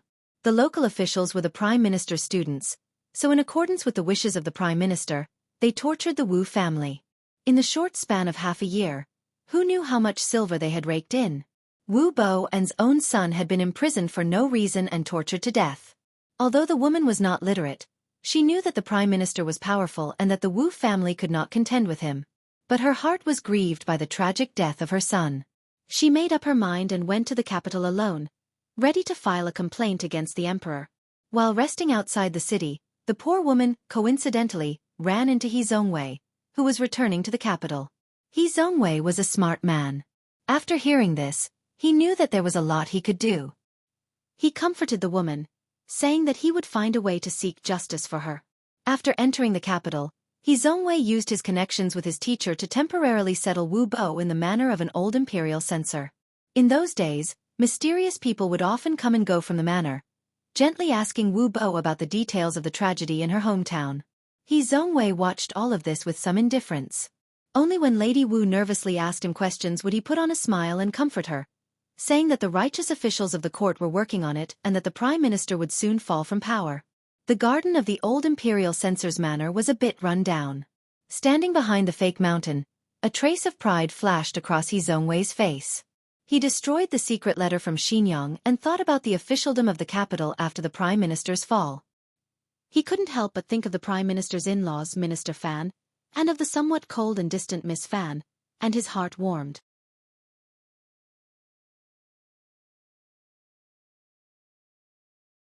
Chapter 190. Within a few days, the imperial censors of the imperial censorate began to collectively submit petitions accusing Prime Minister Wu Boan of treacherously stealing other people's property and murdering the lives of the common people. The court was shocked, but because Wu Boan was a Northern Qi spy, public opinion was generally inclined towards the Prime Minister's side. However, on the way to the Supreme Court to give her testimony, Lady Wu encountered an assassination attempt. It was unknown whether Lady Wu was lucky or the Prime Minister was unlucky. At the time, the second prince and Crown Prince Jing were wandering the streets and happened to be saved. In this way, the flavor of the matter began to change. It was rumored that deep in the palace, His Majesty the Emperor had asked the Crown Prince and the second prince how they should handle this matter. After a moment of silence, the Crown Prince said that there was insufficient evidence. Furthermore, the Prime Minister had performed meritorious deeds for the country and should not be easily trusted. Although the second prince had saved Lady Wu on the street, he maintained a taciturn attitude like his brother. After all, the Prime Minister was the head of all the officials. No matter how he was dealt with, it would cause a huge uproar. However, when Imperial Prince Jing heard about this from his son, he flew into a rage. It was a rare occasion for him to enter the palace and have a long talk with his brother. However, no one knew exactly what they talked about. That night, the Emperor flipped through the memorials of the past decade. He looked at the money in the Ministry of Revenue and the achievements that the Prime Minister had painstakingly made. He was speechless and could only sigh. Shandong Provincial Governor Peng Tingxing. He passed the provincial examinations 11 years ago. At that time, I had just ascended to the position of Prime Minister, and I felt that this student was very obedient. Prime Minister Lin Ruofu was in his 40s this year, but his complexion was somewhat haggard. But I didn't expect him to be so obedient. You should know that if I didn't ask Peng Tingxing to do these things, Wu Boan would already be dead. If I really wanted to vent my anger on his family, it wouldn't be so simple. Perhaps Lord Peng was secretly trying to figure out the Prime Minister's thoughts, so he did such a foolish thing. Lin Ruofu's trusted aide, Yuan Hongdao, frowned slightly. Lin Ruofu looked at him with a smile that was not a smile. But Peng Tingxing is not an idiot. If it were not for the Prime Minister's orders, he would not have used his official reputation as a wager. Moreover, who was the one who killed someone on the streets of the capital the day before yesterday? How did the investigation reach the Prime Minister's residence? Yuan Hongdao's expression was somewhat wooden.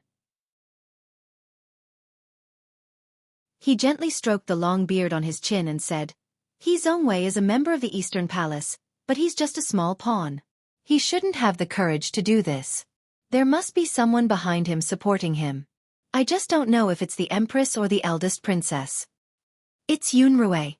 The Prime Minister smiled. "Most of her power is in the Imperial Censorate. This is her way of taking revenge on me." "What revenge?" "Revenge? A lot." The Prime Minister sighed.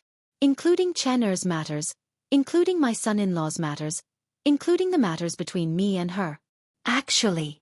Yuan Hongdao hesitated. "Speak." Yuan Hongdao smiled slightly. "In truth, it still depends on His Majesty's will. If His Majesty does not believe, the Prime Minister's position will naturally be as stable as Mount Tai. His Majesty will definitely see through such a clumsy method." The Prime Minister smiled. "But the question is whether His Majesty is willing to see it clearly." "Why do you say that, Prime Minister?" "So many officials died a few days ago. As the head of the civil officials, I have to take responsibility." The Prime Minister closed his eyes and analyzed. "Most importantly, His Majesty does not want me to continue as Prime Minister." Yuan Hongdao replied respectfully, "Prime Minister, there is actually still a chance to turn things around." "Minister Fan, please speak." "Fan Manor and the Overwatch Council have a close relationship. If Chen Pingping is willing to stand on your side, then no matter what the Imperial Censorate does, His Majesty will firmly stand by your side." Lin Ruofu shook his head. "His Majesty only wants me to make way." "Make way for who?" "For the Crown Prince, or rather, for the future His Majesty." Lin Ruofu was deep in thought. "Fan Xian's power is too strong. If I were still in the court, he would be in charge of the Overwatch Council with one hand, the palace treasury with the other, and I would be supporting him from behind. With this kind of power, I'm afraid not even a prince can match up to him.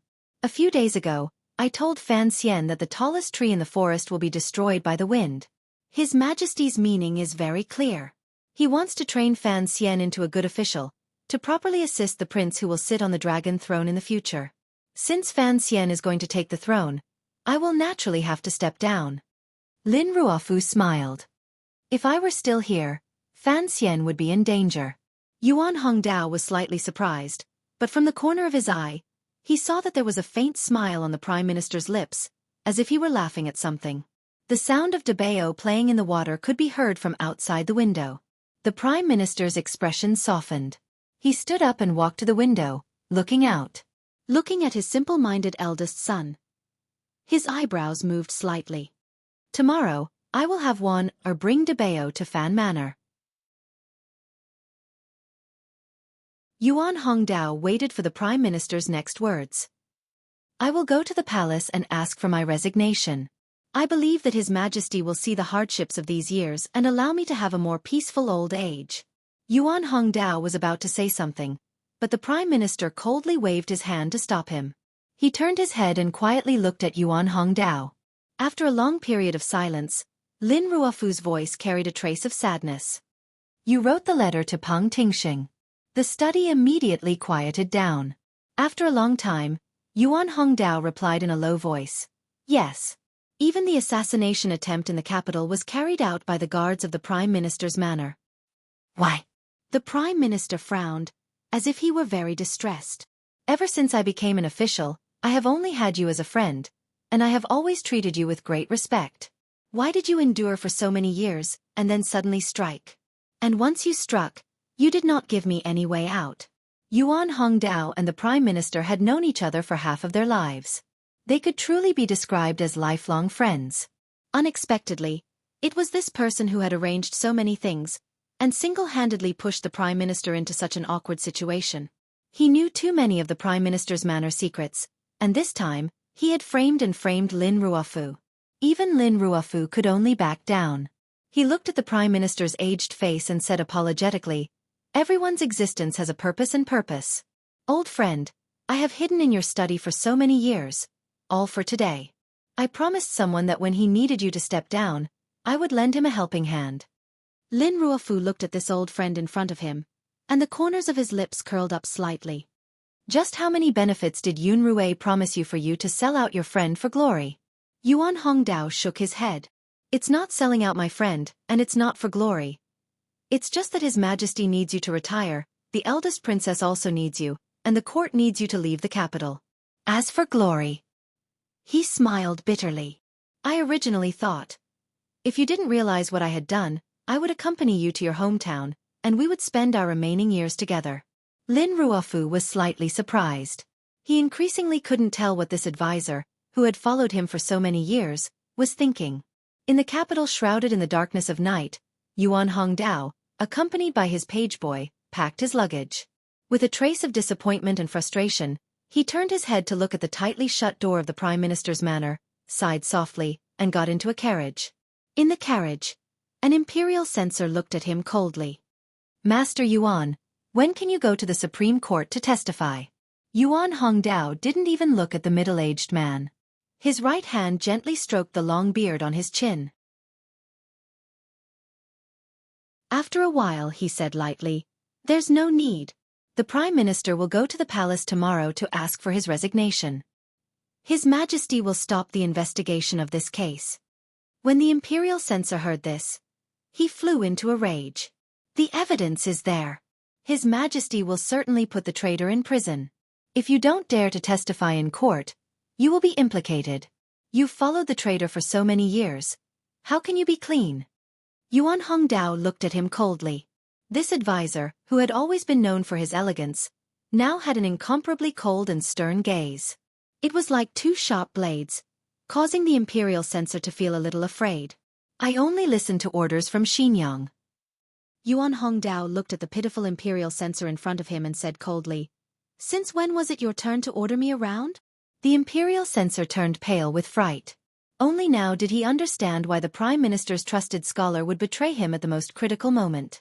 It turned out that he was also one of the eldest princess's people. Early in the morning, a carriage rushed out of the western gate as soon as the city gates opened.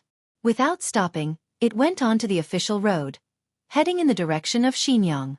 Yuan Hongdao pressed down on the sharp sword, hidden in the handle of his umbrella. His brows furrowed. He was calculating in his heart how the somewhat insane eldest princess would arrange for him, a chess piece that had been hidden for so many years, once he arrived in Xinjiang. In the depths of his heart, he couldn't help but feel a trace of guilt towards Prime Minister Lin Ruofu. After all, they had been friends for decades. They had spent more time together than they had with their families.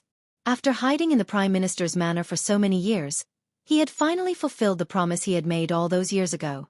In the process of the Prime Minister's downfall, Yuan Hongdao had played the most dishonorable, but also the most important role. Lin Ruofu had not killed him. This in itself was something that Yuan Hongdao should be grateful for. He had already dismissed his attendant. Other than him, the only other person in the carriage was the coachman in front of him. Yuan Hongdao looked coldly at the coachman as he brandished his whip. He realized that the coachman's wrist was extremely nimble. It was clear that he had extremely high martial arts skills. After a long time, the carriage passed the 18-li relay station and entered a desolate and uninhabited mountain road. At this moment, the carriage slowly came to a stop. The coachman turned his head and looked at Yuan Hongdao with an unusual and extremely sharp gaze. After a moment of silence, the coachman suddenly opened his mouth and said, "The director has ordered me to express my gratitude to you." He paused for a moment, then said in a low voice, "Please allow me to express my personal admiration to you." Yuan Hongdao said with a trace of sadness, "I do not admire myself. Tell me about Xinjiang's plans. I believe that after this matter, the eldest princess should believe me." He was a spy. A spy that had been planted by the Prime Minister's side many years ago. You're tuning in to the Xueqi's Martial Arts Saga YouTube channel. Don't forget to subscribe and join us on this journey to catch the most captivating stories.